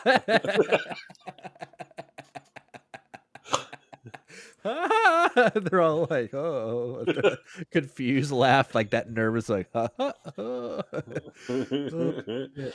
You guys go out to dinner, dude. You your just niece set is it on gonna the sit on it table. later. Yeah, dude. Seriously, dude. Like, dude, you might want to play with it now when it's this is the cleanest it's ever gonna be. Yeah. I told my wife that I wanted a hotel room and not to stay in your house. It's on you. Yeah, dude. Straight up. Well, good shit. That's gonna be a good fucking time. We'll Hopefully see. I'm nervous about a couple of things. The toilet. Yeah. That's it. And what was that again? Explain that situation. I forgot. In Guatemala, they don't have like quality plumbing systems, even in like the cities. So you can't flush toilet paper. Oh yeah, that's and right. they don't have like bidets. So you're wiping, but then there's just a trash can next to the toilet. And I think that's just so fucking gross. How often it gets emptied every day? I mean, I fucking hope so, because what I'm going to do is I'm going to hold my shit every day until like the end of the day. And I am going, or morning. Or morning. I was going to say, well, I think you need to find out when because if it's an every morning thing and you're first there, you shit right in the, you're like one of the first loads of toilet paper in the bathroom. That might, because the end of the day, you might be like dealing with like an all day back. You know what I'm saying? Like you've now gone. But last. like I hate toilet paper already. Like, and when I wipe, I use a lot of toilet paper. And I don't want to like use up all the third world countries' supply of toilet paper. There's literally a shortage of toilet paper. It's literally I'm going to plan out my shits either in the morning or at night, and it's going to be like, okay, I'm shitting, and then I'm just hopping in the shower and washing my ass. Yeah, because I'm not going to sit here and contribute to like this. It's this you disgusting. got the D wipes, right? You got the What's that? duties. You got the duty duties. wipes. I remember you got the mega pack, dude. Look how many I'm bringing. Dude, I love that though. I mean, that's the best option there. Unless I can pay some Guatemalan girl to spit in my asshole. Dude, which chances aren't zero. True. Chances are not zero. Like if you pull out a 20, somebody's spit wiping your asshole. My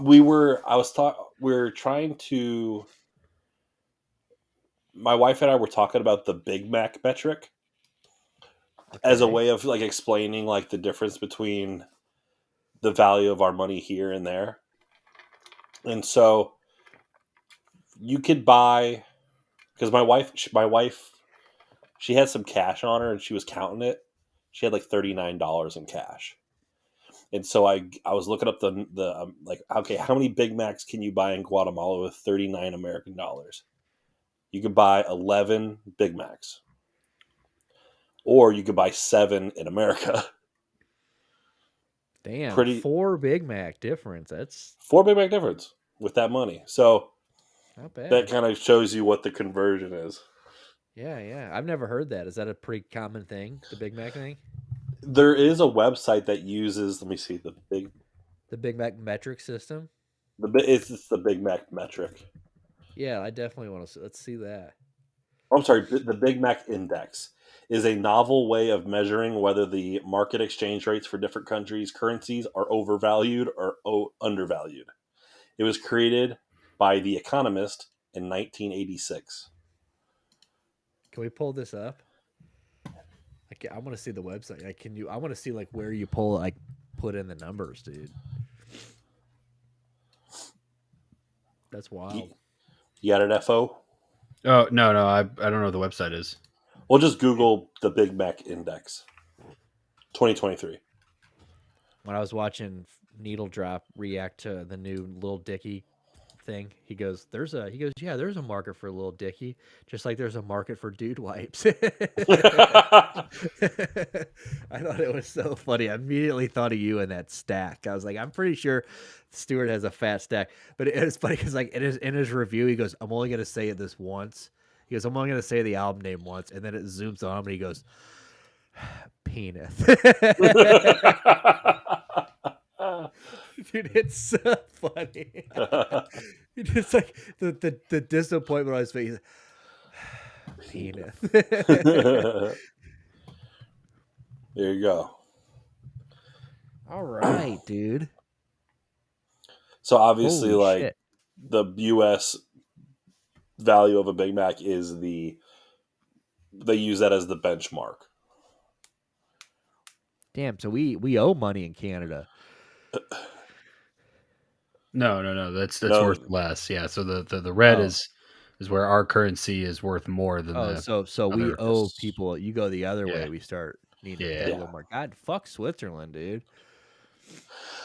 Yeah, that's the Swiss Dude, franc. they tax the absolute crap of stuff out there.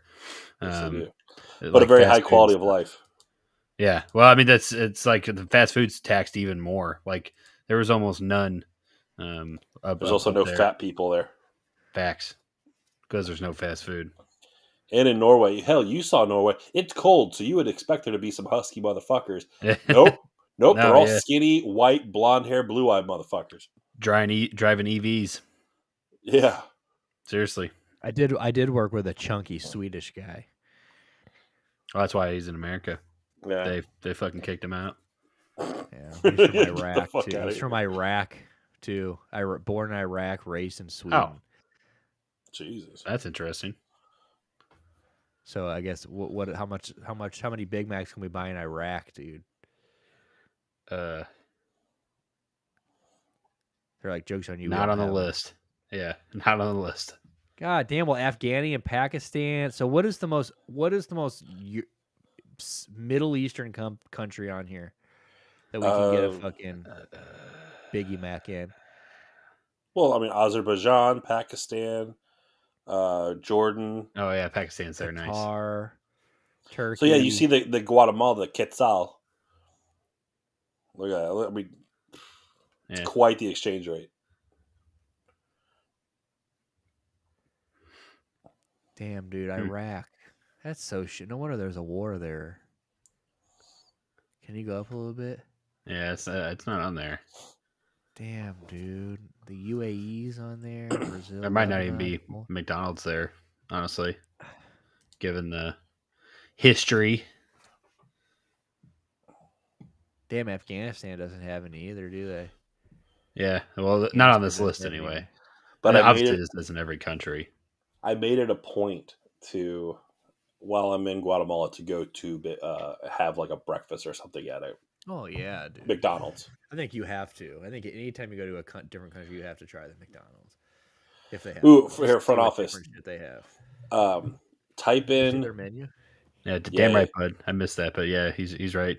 You get tons of money thrown at you by the government for driving an electric vehicle there.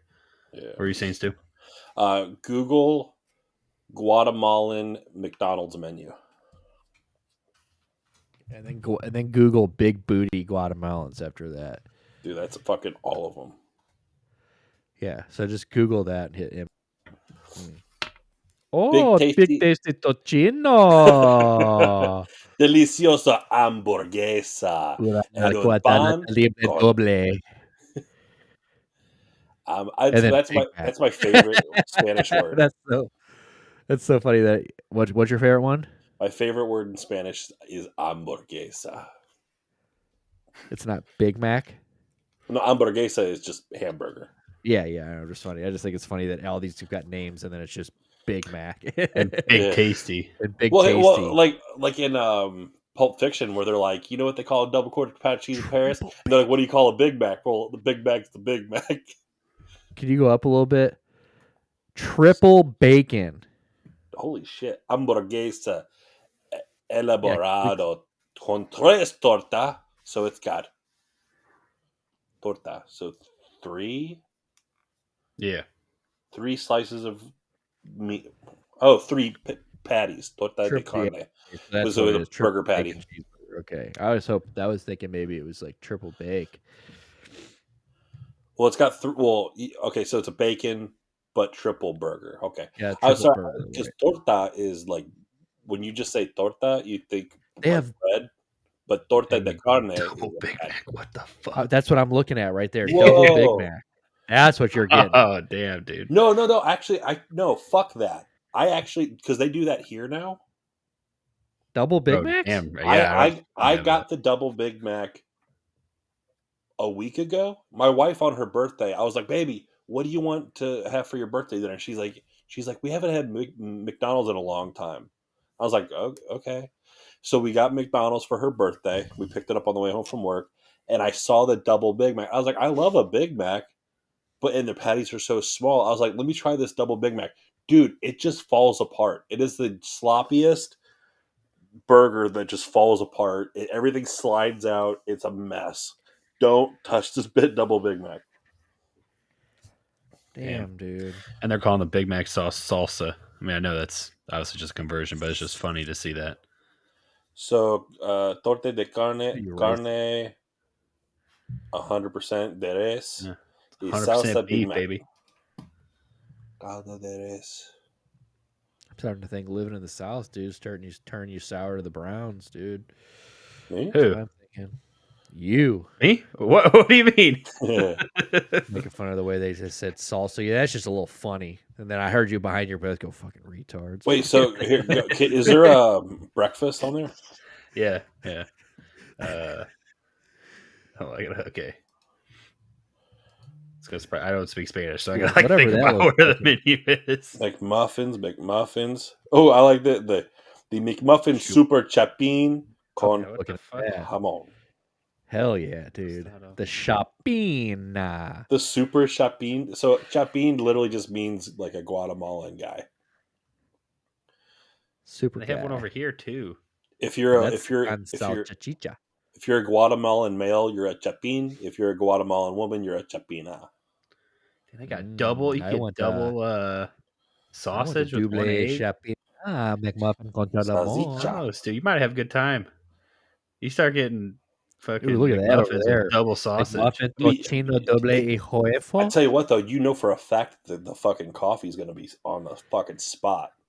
Yes, it is. Look at dude, both of those. The first sandwich in the last row, and then that bottom one both look fire.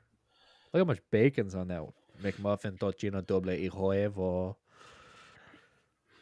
Ooh, Yeah. with nice fried egg on it. Okay, let's get down to the McGriddles. Wow, dude, they Oh, could have wow. fixed the McGriddle on that last one. That pisses me off. Okay, so Can they- the platters. That's the one that Well, can we look at the crooked McMuffin first? Yeah, dude, what the fuck's going on with this, dude? Why The did they late- do that? the late. It's very realistic. Yeah, for sure. That's what you're getting for sure. You're totally Like, getting that, and the cheese is like halfway off, but it was wrapped up, so it's still melted, but now it's just melted and stuck to the paper. Dude, that guy quit it. Yeah, he got fired that day. He's like, "Fuck it, dude. I'm putting the real sandwich up there." Yeah, if he had turned it just like 45 degrees for the photo, he'd be all right. He's like, you can't even bother. But so now you have like these like traditional breakfasts. So Look at you that have first one. yeah. So So you got your scrambled beans. eggs. Yeah. So a sausage patty, beans. So like it's gonna be like refried black beans, queso Is that fresco. frijoles? Is that what frijoles is? Yeah, frijol That's is beans, bean. yeah. Yeah. Plátanos, so plantains, fried plantains, Mm. and probably a couple tortillas to like You get. make little. Is this where you're looking when you go? Is this where you're gonna look? Yeah, to have like the traditional Guatemalan breakfast in Yeah. McDonald's. Yeah, I think you definitely got to do this. What's that third one? Is that the hash brown? So Huevos. huevos, so scrambled eggs accompanied with uh, salchicha caliente, so spicy sausage patty. Can you click it to expand? Oh, here we Yeah. go. Pan muffin inglés, so English muffin, a toasted English muffin, and Yeah, 3 of a those for you. Count on here. hash brown. That looks pretty good. Mantequilla suave. I would build a sandwich out of all that. I'd put Truth, that yeah, patty same. down. I'd put that something in between that stuff on the top, and then I'd put the hashing on the very top. Can you scroll down a little more? Ooh, this is the familiar. Family Family packs. orders. Dude, there's a really good soda that I really like in Guatemala called Tiki.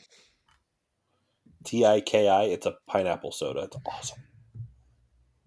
They probably got it on tap, huh? Dude, I hope so. Holy shit. Fanta. Sprite, Manzana Verde, Sprite Yeah, those sound Hawaii, delicious. That does Sprite sound good. Frutos All these. Rojos. I'd probably get this one, but Manzana You a Verde. Verde guy? Oh, there's Narnia. Green apple Sprite. That does sound good. Oh, wow. Jamaica. I don't like Jamaica that much, but that's interesting that they have that. And what's at the very bottom? Is that just a little OJ down there? Jugo Manzana. Oh, and then And the then they got caliente, so you got the hot drink. So they got, dude, I'm going to drink so much fucking coffee. good thing you got your dude wipes, dude. You better be planning out your shits pretty well then, huh? Hell yeah. Lots of coffee, dude. No plumbing. Dirty butthole. Is there a here? Hit that McCafe or no? Do the desserts there. Pastry. McFlurries. I bet all the McFlurry machines in Guatemala are broken. but like Dude, actually broken. Or like this some sweatshop shit, and like they're all clean and ready to go. So Well maintained. apple pie, pastel de queso. Cream. So wait, relleno de queso. So with peppers and cheese. Can we click on that? Interesting. Oh, that is peppers and cheese. Yeah. That might be pretty good. Of those. Yeah, you got to get one of those. Pastel de piña. Oh, there we go. So Sounds pineapple. fire, dude. Wait. Yeah, I definitely think you got to take No. I take that back. Relleno doesn't mean that there's a pepper because I'm thinking of chili relleno, but that just means that there's something inside of something. So that is a fried pie, but it's like a custard pie. Okay, yeah. I didn't think it meant pepper, but you guys both sounded confident. I was like, oh. I thought Yeah, chili relleno. Both. Well, the both. No, Yeah. I just said the picture looked like it had cheese and peppers in it. I don't know. I'm not reading anything. That's just like that's like a sweet custard. It's probably pretty good. Though. I did not do very good, so I'm literally not reading anything besides just to like try to sound it out. I'm just sounding things out. But a fried pineapple pie, hell yeah, piña. Yeah. And what was that last one? Pumpkin. Okay, I don't know, but like pumpkin is like a thing there. When the family came up from Guatemala for my wedding, the first night they all went to the grocery store and they're like, "Oh my god, look at all these pumpkins!" Because it's October, so they were just selling, And I was like, "Yeah, they got fucking pumpkins," and they're like, and they bought like fat pumpkins, and I'm like, "You guys are gonna carve some fucking jack-o'-lanterns or some shit?" But instead, they made this incredible dessert. Like they cubed the pumpkin meat and baked it with like sugar and cinnamon, nutmeg, just these giant cubes of meat. And then they made like a simple syrup and then like a light like cream sauce. Hmm. And they gave me this bowl of like hot pumpkin in like a syrupy broth, and it was the most incredible thing. But like it's like a staple down there. Pumpkin. And I didn't even know that they grew pumpkins in Guatemala. Dude, I want But you to smuggle me one home. it was so fucking delicious. I want a No, I want a full pumpkin. You want a Just bring me Guatemalan one of pumpkin? those fine lumpkins, dude. Guatemalan pumpkin dessert. I don't know what the fuck they call it. The fucker antojos. Go to that. Click on antojos. Sides? Yeah, what is that little Hash cake? brown. Yeah, the first one. Del, Bottom one. Derretido clásico. Next row, that one right there. Oh, that's a fucking grilled cheese. They smash 2 burger buns like super thin and flat, and then they just grill it with like a slice of American cheese in it. It's literally just a grilled cheese. That looks disgusting. It is exactly what it is. Yeah. Dude, that thing's got mayonnaise in it. That first one. They all three got 2 of them got mayonnaise. Hot mayonnaise, so toasted with Yeah. Ew. Wait, queso y frijol so a toasted cheese and bean like it's like a panini. Pressed it and toasted it. Nope. I'm gonna be so sick of fucking beans and shit when I get back. Yeah, it's 2 weeks. It could be worse. I'm gonna have a worse time eating in Ireland. So You'll get yourself a fucking an English brekkie though. Hey, you like fish? Yeah.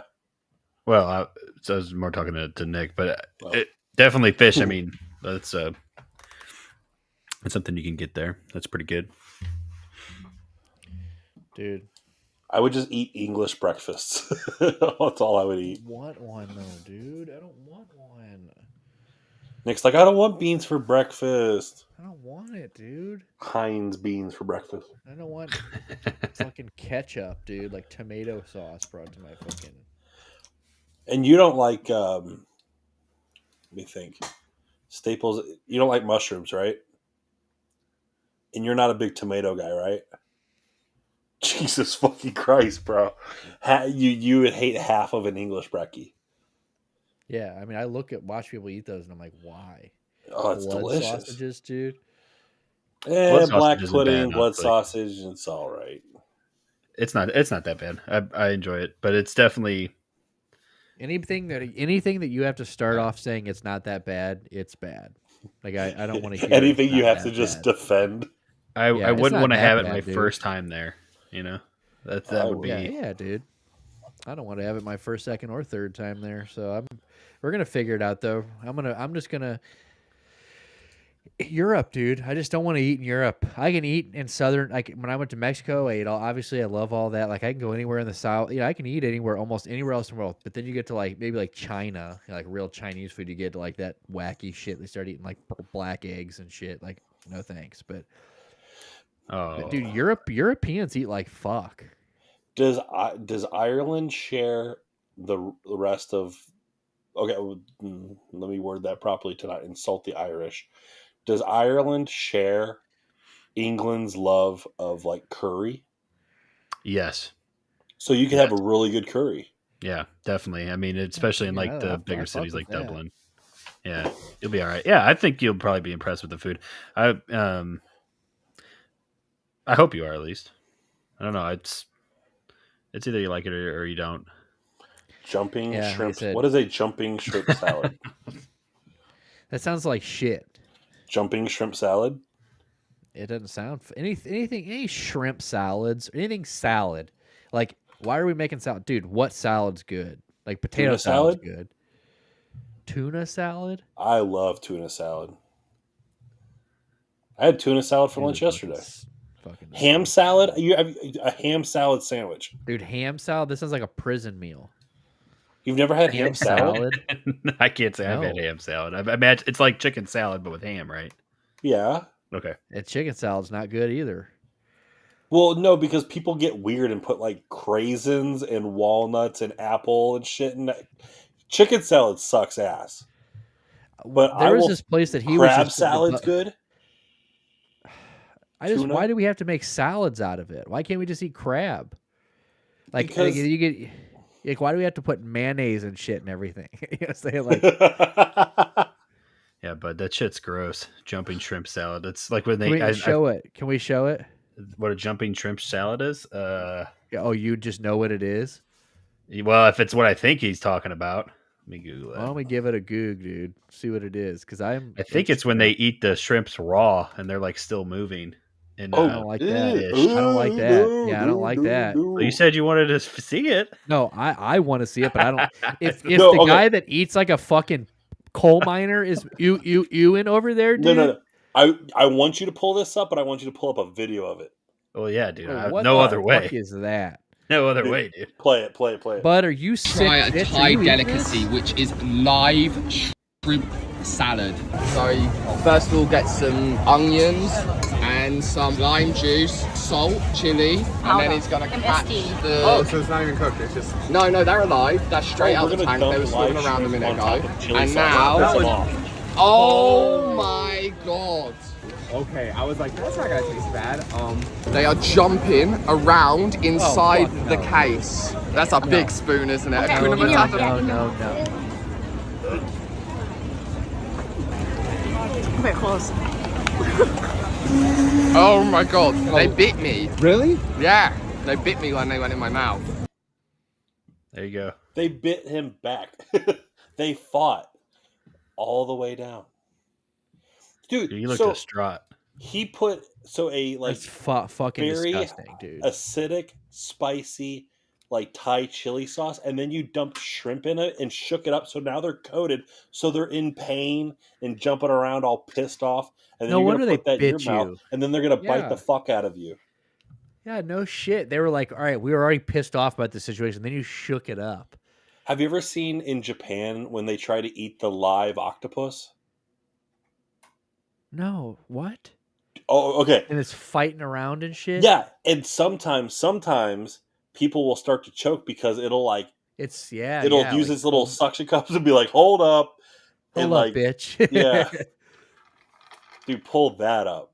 Dude, do you know the panic that would set in if I felt an octopus A live stick animal its go, l- nope, in your like throat. not happening, dude. I would just start socking myself in the throat, dude. Just start punching your throat. Just start. Why won't knocking you that fucking die? dude? You're Fuck supposed to. you, dude. I mean, Like I guess Peter you gotta Griffin and that chew chicken. and kill it. This guy already looks miserable. He hasn't even swallowed it all. Look at this fuckhead. This is sannakji, and it's a popular dish in South Korea. Small octopus are cut up and served so fresh that they are still wiggling on the plate. The moving pieces are sprinkled with sesame oil and sesame seeds. Do be careful though, as the tentacles can stick to your throat, causing a choking hazard.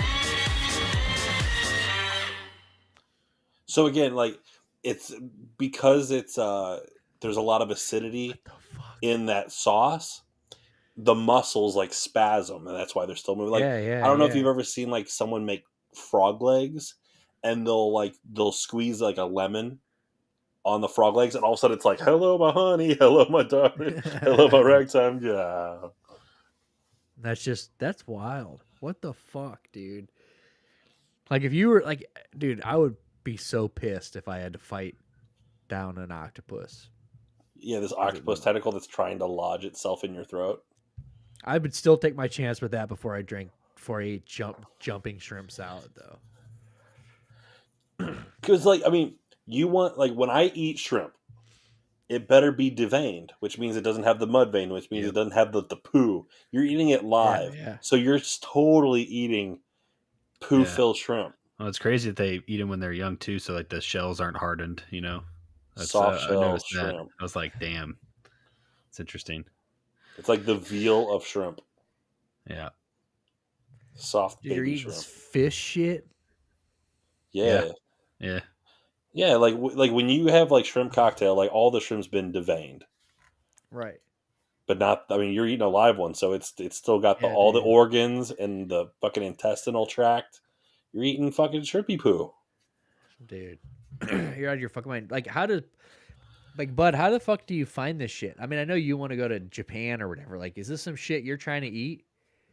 Shrimp's Bud's dude, he's I'm ready for the day I get to try fucking jumping shrimp salad. Bud, are you gonna eat jumping shrimp salad? Film it, dude. Dude, don't be a bitch. If you're gonna do something fucking crazy, you gotta film it. Don't tell us what it is and not, dude. You better do it straight up. We'll fund your trip to Japan if you just eat everything we tell you to. In Japan, if you eat puffer fish, you better make sure that whoever is preparing your puffer fish knows what the fuck they're doing. Because if you cut it wrong and you hit the wrong organ, all the meat in it is tainted and deadly poisonous. Yep. And toxic. And so people die over there eating this fucking really expensive puffer fish, taking a chance. Would you eat puffer fish on the menu? No, I wouldn't take the chance. If they're just hey, there's a 5% chance if you eat this, you die. I wouldn't eat. It could be the greatest fucking chocolate in the world from Switzerland. They're there's a 5% chance you die. I'm no, I'm good. For the Swiss chocolate, I'm for 5%, risking it. You're risking it for the biscuit, dude. Your throat starts closing up, dude, and all of us around you are just we told you not. We told you to do this jumping shrimp salad. Dude, chocolate in Europe to fucking go in though. and out, dude. Chocolate in Europe and the pastries in Europe. Oh, I would have bought you a Toblerone at the airport. Dude, what the fuck is your problem, dude? You didn't have to. No, dude, that's fucking. Oh, I just watched a video. You said puffer fish. It reminded me. I watched this guy who reeled in a puffer fish, and they cut it off the line. And when he went to pick it up, the thing fucking dude, that guy was fucked up. That guy's hand was destroyed. Got stuck in the guy's hand. If they don't puff up on you, they have little beaks, and they'll bite the fuck out of you. Pufferfish have very sharp beaks. Actually, so do ever done anything? Has Steve-O done anything with the pufferfish? I remember he got bit by a shark, didn't he? Or was it a? I remember it was the crocodile, the little crocodile.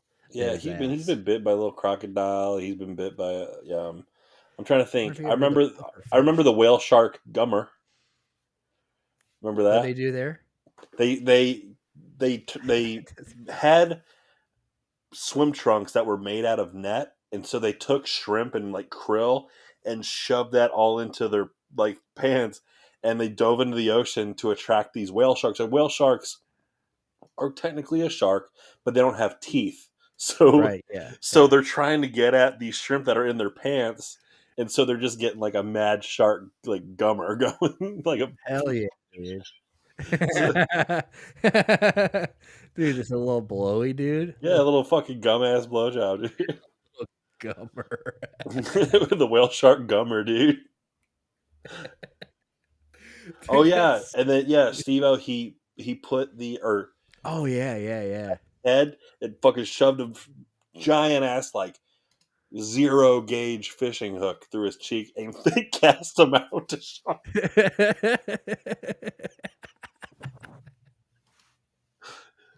Dude, one of my least favorite things that Steve-O ever did though is remember when he snorted the worm and pulled it out of his mouth. Oh yeah.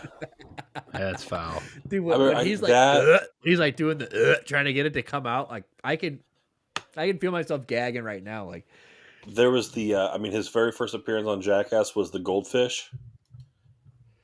which was he did the He how he did he he remember? he drank a goldfish down with a bunch of water, and like he was trying to throw it up. And this is his first appearance. So Johnny Knoxville doesn't know who the fuck this guy. They're like, Steve-O here. He said that he could do this trick with a goldfish. Steve-O never did this trick before. It was his first time ever. He's like, oh yeah, dude, I do this all the time. Never did it before. So he drank this giant ass goldfish that he got at the pet shop, and he's trying to puke it up, but he's all nervous because he's on TV for the first time.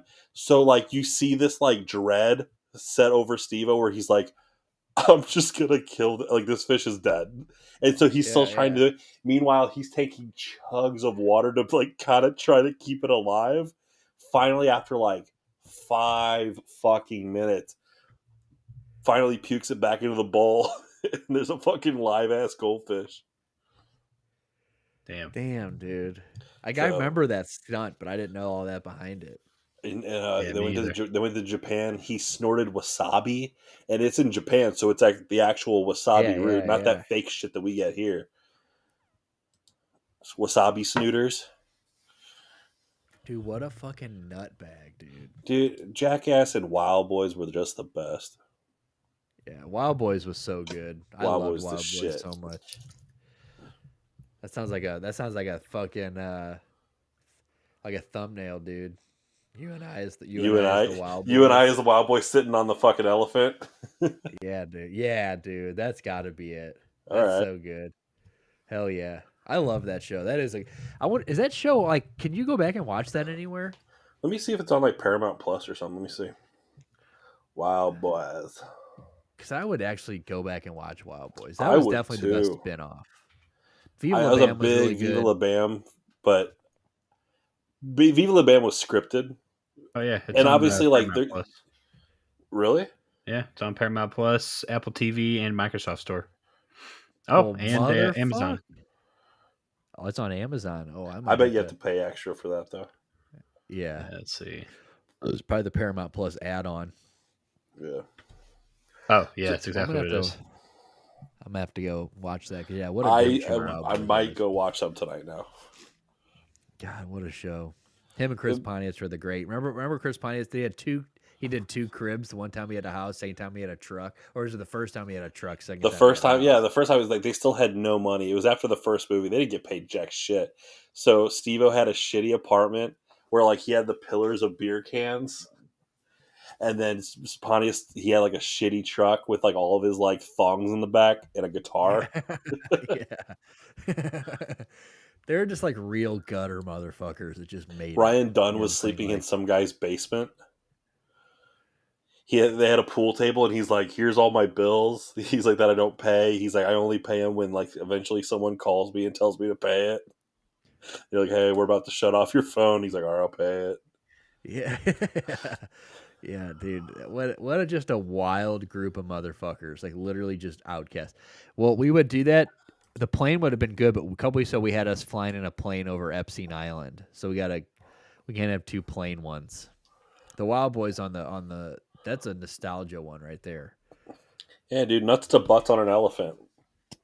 Yeah, dude. I mean, we're already nuts to butt and everything else. Might as well fucking yeah, dude. And if we could turn it around and nut to nut in the picture, we would, but it's just not possible. So. Naked and Afraid XL, but we're not afraid. Yeah, dude, straight up. We're just naked. We're just naked XL, baby. We're just naked XL, baby. Oh, fucking right. God, dude, I would definitely not make it on that show. Jesus Christ. I love that show. Right now, I'm in the middle of watching a season with the wife where it's the first season I've watched where they're in a Arctic setting, and it's not fun. Like it's not entertaining because like they can't go out and like hunt. You know, if it's a hot in like the Amazon jungle, they're naked, they're sweaty, walking around hunting, but they could go hunting for like hours. Meanwhile, they're just stuck in their fucking like yurt that they built out of sticks. There's a fire. They have to stay within like talking distance of this fire. So no one's venturing out. No one's having adventure. It's just people sitting, shivering for a whole season. It's not fun. Yeah, it just sounds like such a terrible thing to be a part of. Like, if I was gonna do any challenge, I think I'd do like the Amazing Race. I think that'd be kind of sick. But What, it'd piss me off, I think, halfway through that too, probably. what do you do in the Amazing Race?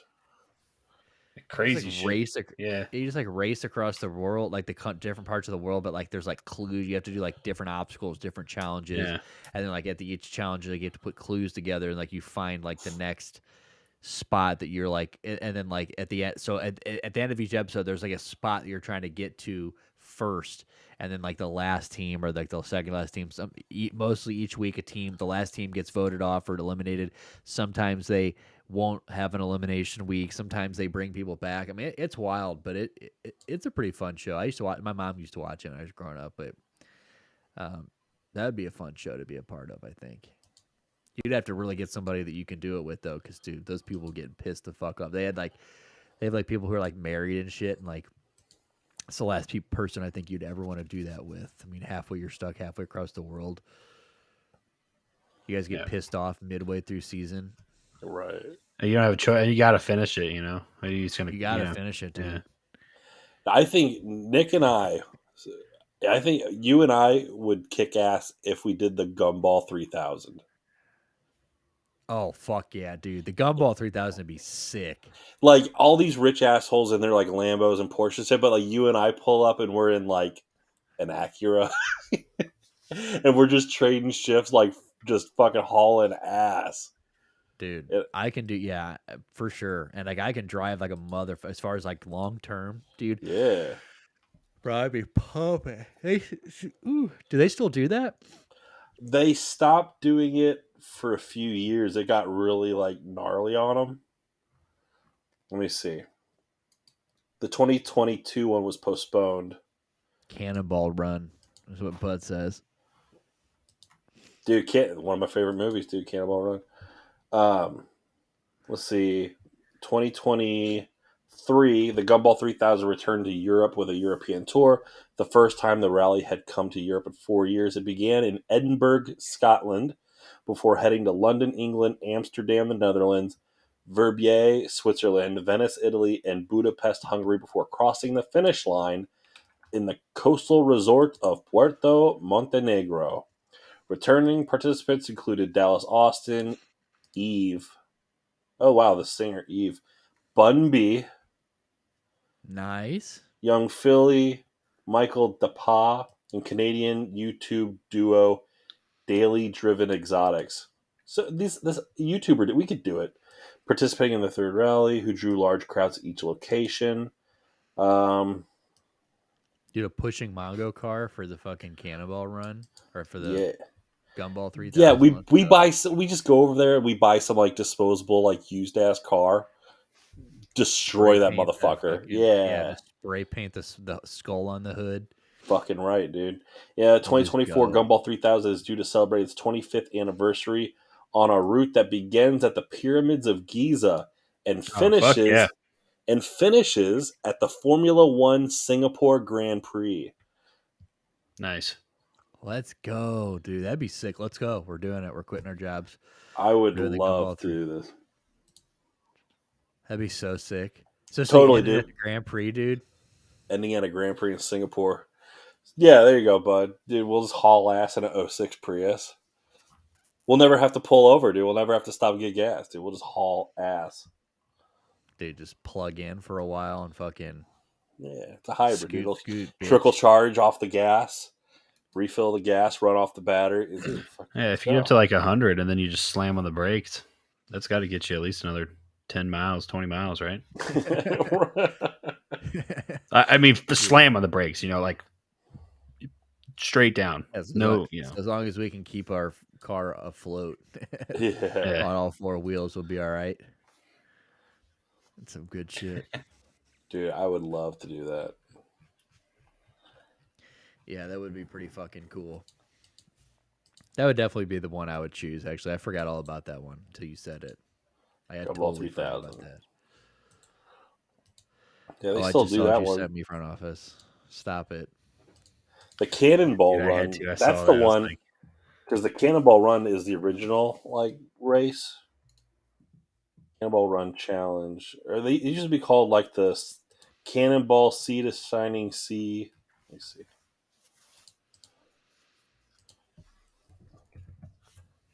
Damn. While you're looking up, there's this video they just put up. A Tesla Model 3 drives through floodwaters with ease since it doesn't have a Yeah, combustion engine. Yeah, it doesn't need air to operate.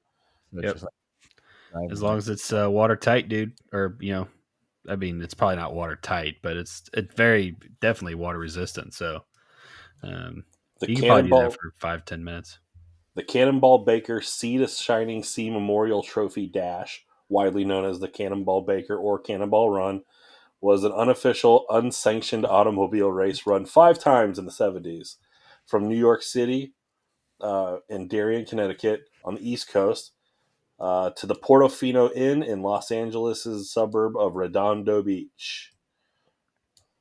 I remember reading the story about how that started. It was some guys that wrote for like Car and Driver, and they're just like, they don't do like great American races. Like there used to be times when like I'm going to be the first person to drive across America. Just like the first person to fly across America when cars were in their infancy. And then it just turned into like, oh, I want to be the fastest to drive across America. And so they're like, we haven't done that in like 50 years since the automobile has really improved since then. I bet we could break these records. And they're like, fuck it, let's turn it into like a very illegal race. Yeah, dude, that's nuts. I mean, I've done half that distance at least, and it's fucking long. Where was it from? Redondo Beach to what?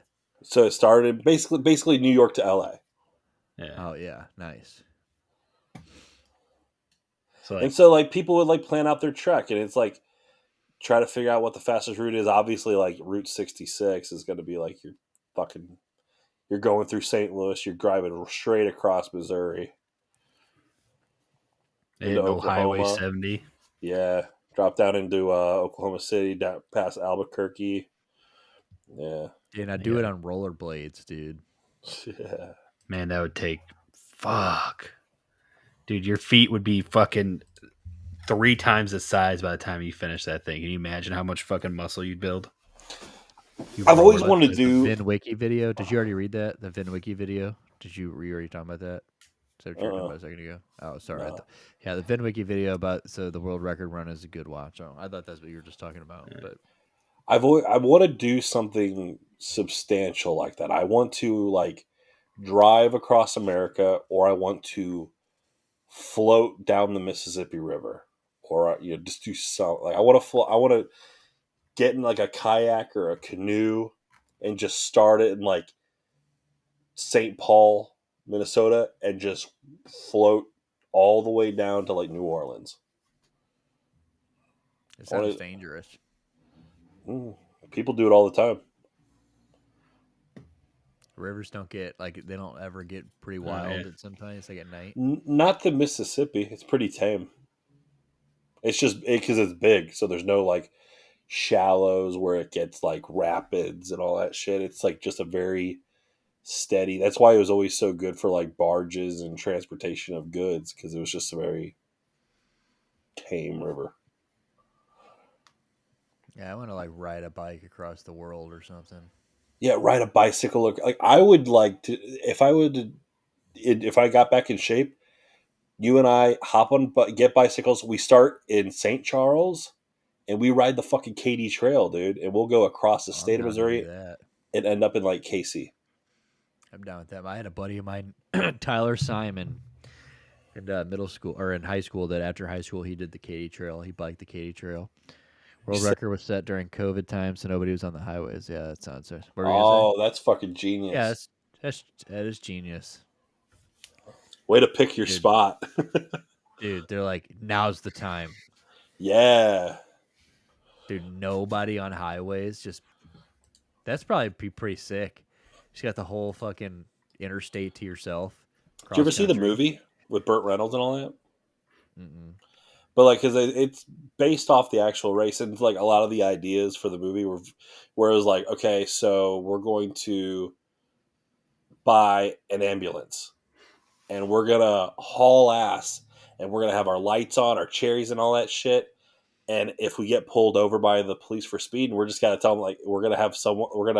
They hire like an actress to pretend to be like sick in the back, and they're like, "This is like the president's wife, and we need to get her in like because of her respiratory condition, she can't fly at elevation, so she needs to be at like ground level, and we're trying to get her to Cedar Sinai in L.A., which is the only hospital that's equipped to handle like this, you know." So like guys were trying, you know, they were pretending to be an ambulance, and then there was another one that, you know, they would drive at night, and they would drive with like night vision and no headlights, so nobody could see them in a blacked out car. He says they drove an Audi with a 100-gallon gas tank in the trunk, and they made the Audi look like a cop car. Damn. Wow, 100-gallon gas tank, Jesus, that's a lot of weight too. Yeah, no shit.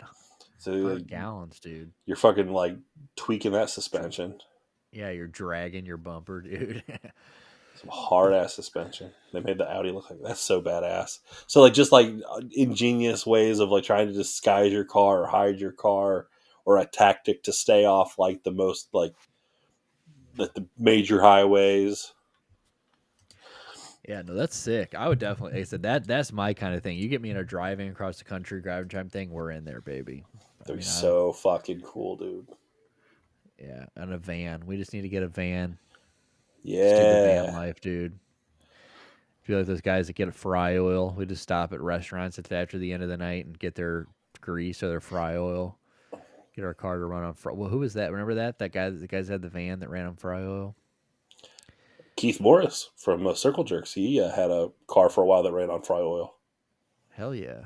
Yeah, that's the way to do it, dude. That's super sick. He's like, I love that car. He's like, it smelled like French fries. Yeah, that's some good shit.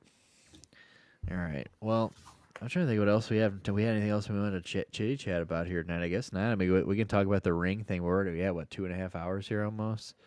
Ring thing. Yeah. Well, so they're talking about how ring. You know, now ring. You can't just like the cops just can't request their footage anymore. I think you have to willingly give it to them. Maybe I guess is how that goes. Yeah, I don't know how they get it still, but not even with a warrant. Well, I think with a warrant they probably would be. Yeah, with a warrant they would, but like now I think they had like they come up and like I think they can. A lot of people they can just like tell you they need your ring thing. I guess I don't know. And then you can tell them not without a warrant, bitch. Let's see here. Yeah, Amazon owned Ring will stop allowing police departments to request doorbell camera footage from users, marking it into a feature that has drawn criticism from privacy advocates. Ring said it will sunset the request for assistance tool, which allows police departments and other public safety agencies to request and receive video captured by the doorbell cameras through Ring's Neighbors app. Huh. It's a request for assistance, which allows the police. I never even knew that was a thing. The company did not provide a reason for the change, which will be effective this week. Head of Neighbors said in the announcement that law enforcement agencies will still be able to make public posts in the Neighbors app. Police and other agencies can still use the app to share helpful safety tips, updates, and community events. That's a very, very nicely worded fuck you to police. Yeah, straight up. Like, you can still post on our stuff, but we're not just going to give you our shit. The update is the latest restriction Ring has made to police activity on the Neighbors app, following concerns raised by privacy watchdogs about the company's relationship with police departments across the country. Critics have stressed that proliferation of these relationships, users' ability to report what they see as suspicious behaviors can change neighborhoods into a place of constant surveillance and lead to more instances of racial profiling. In a bid to increase transparency, Ring changed its policy in 2021 to make police requests publicly visible through its Neighborhoods apps. Okay, so they had to make now anytime they requested it was publicly visible that it was requested by law enforcement. Previously, law enforcement agencies were able to send Ring owners who live near an area or have an active investigation private emails requesting footage. Jesus. Yeah, what the fuck? Now Ring hopefully will altogether be out of business of platforming casual and warrantless police requests for footage for its users. In mid 2022, Ring what you gonna say? No, so now they have to have a warrant. They can't just sit there and like bully you and probably threaten you, right? You know, because who knows what they're saying in a private DM message to you. You know what I'm saying? Like, and you tell them, no, you can't have our footage. Like, who knows what they're threatening you with in that message? Totally. So in mid 2022, Ring disclosed it handed over 11 videos to police without notifying users that year due to exigent or emergency circumstances. One of the categories that allow it to share videos without permission for its owners. However, this guy up here that made a statement a minute ago, I'm not even going to try to say that, of the Electronic Frontier Foundation said the group remains skeptical about the ability of police and the company to determine what is or is not an emergency. Damn, so Ring paid $5.8 million last summer to a federal trade commission over allegations that the company let employees and contractors access user videos. Ooh. God damn. Furthermore, the agency said Ring had inadequate security practices which allow hackers to control consumer accounts and cameras. The company obviously disagreed with that. Well, hot damn. Dude, I bet that Neighbors app is so fucking annoying. Yeah, I had it forever, and it was like, dude, it was like... Everybody's be like, does anybody know this guy who walked on the sidewalk in front of my house like yesterday? I've never seen him before. Like, who gives a fuck? Dude, I have neighbors that have Karens. Yeah, dude, it's straight up like, bro, they'll be like, I saw a dog roaming the yard, or I saw this car drive down the street. It was 2 a.m. It's like, well, maybe that guy was, I mean, it's just like, it's just the dumbest fucking shit. We had it over. It was good for over when we were in Beirut because, like, it tells you where the crime happened on the maps. Like, it was always happening right up the street from us. But, like, then you could just kind of be on the lookout. But, like, yeah, 99.9% of it was just some lady in there who's like, yeah, I just saw this car drive by, never seen it before. Great. Oh, like, sick, bitch. I hope it turns around and runs you over, Karen. Yeah, dude. Good I hope information. she drive by shoot you. You know what I'm saying? Like, I hope that's how this ends. You fucking bitch. But all right. Well, dude. Episode 30. I think that's it. It's been a good one. No green today, dude. Bud, thanks for being our rider, dude. Straight up. Thanks for being the only 20 that matters. Bud, dude. you the realist. No Blake, no Green. What the fuck is going on here, dude? We had 5 viewers a second ago. I was ready to fucking host a bitch right before we got off here. Not anymore, dude, because we're pussies. Dude, slip some nip in real quick. Dude. There you go. 5. 7. Oh my God. It goes from 3 to 1. It just goes all the way down to 1 to none. Bud just leaves. It's just 0 viewers. But yeah, dude. Well, good shit. I'm very happy for the first 30 weeks of this shit. This has been very good. Like, I'm very happy with. I've had a great time over the 30 weeks, and I'm glad that even though we got a small little community here, I'm glad that we've got a little bit of community. I'm glad we got people that care. That at least tune in. And I mean, think about 30 episodes. The last show lasted. You said 50. 51. So we're almost there. We have a larger audience than we did in that last show. Yeah, and I anticipate us getting past 51. So we're gonna fucking let's get past 51 and let's fucking let's get past 51 and let's get past 21 followers. Yeah, 21 followers. We got to get to 20. If we get to 21 followers, dude, like I said, if we get to 25, I'll quit my job live on air. But dude, we got to make it happen. But we appreciate anybody that's been on this ride with us so far for the first 30 weeks. It's been an incredible time. Each week the show grows, especially as far as the streams you guys get. And then tomorrow, dude, our first sports show is with Yeti Man, dude. Yeti lunch. Yes. It's going to be a great fucking time. We cannot express how happy it is that he's going to take time out to do this. So if you guys have seen our hype videos, we have 2 hype videos floating around. Please go share those. Go tell a friend. Our sports show is going to be the shit tomorrow. We're going to get Super Bowl picks from Yeti. We're going to get parlay picks, lock-in parlay picks from Yeti. And we're just going to talk sports tomorrow. I know he's got a lot of shit. I'm sure he's got some stuff on his mind about this Detroit game. He's a Detroit native. So we'll talk to him about the Lions. We'll talk to him about the Pistons. We'll talk to him about the state of Detroit sports and all that shit. So tomorrow will be a really good time. But on that note, dude, episode 30, it's been a great time. Please make sure you guys follow us everywhere. Hit that QR code. Follow us on all of our socials. Hit that button down below. Hit that button so you get notified when we go live. And we will see you. Front office and I will see you guys tomorrow night. And you guys, please hit the follow button. We'll see you next week for 31, baby. Episode 31. So you guys have a good rest of your week. Stay warm out there. Kisses. We will see you guys tomorrow. Kisses, motherfuckers.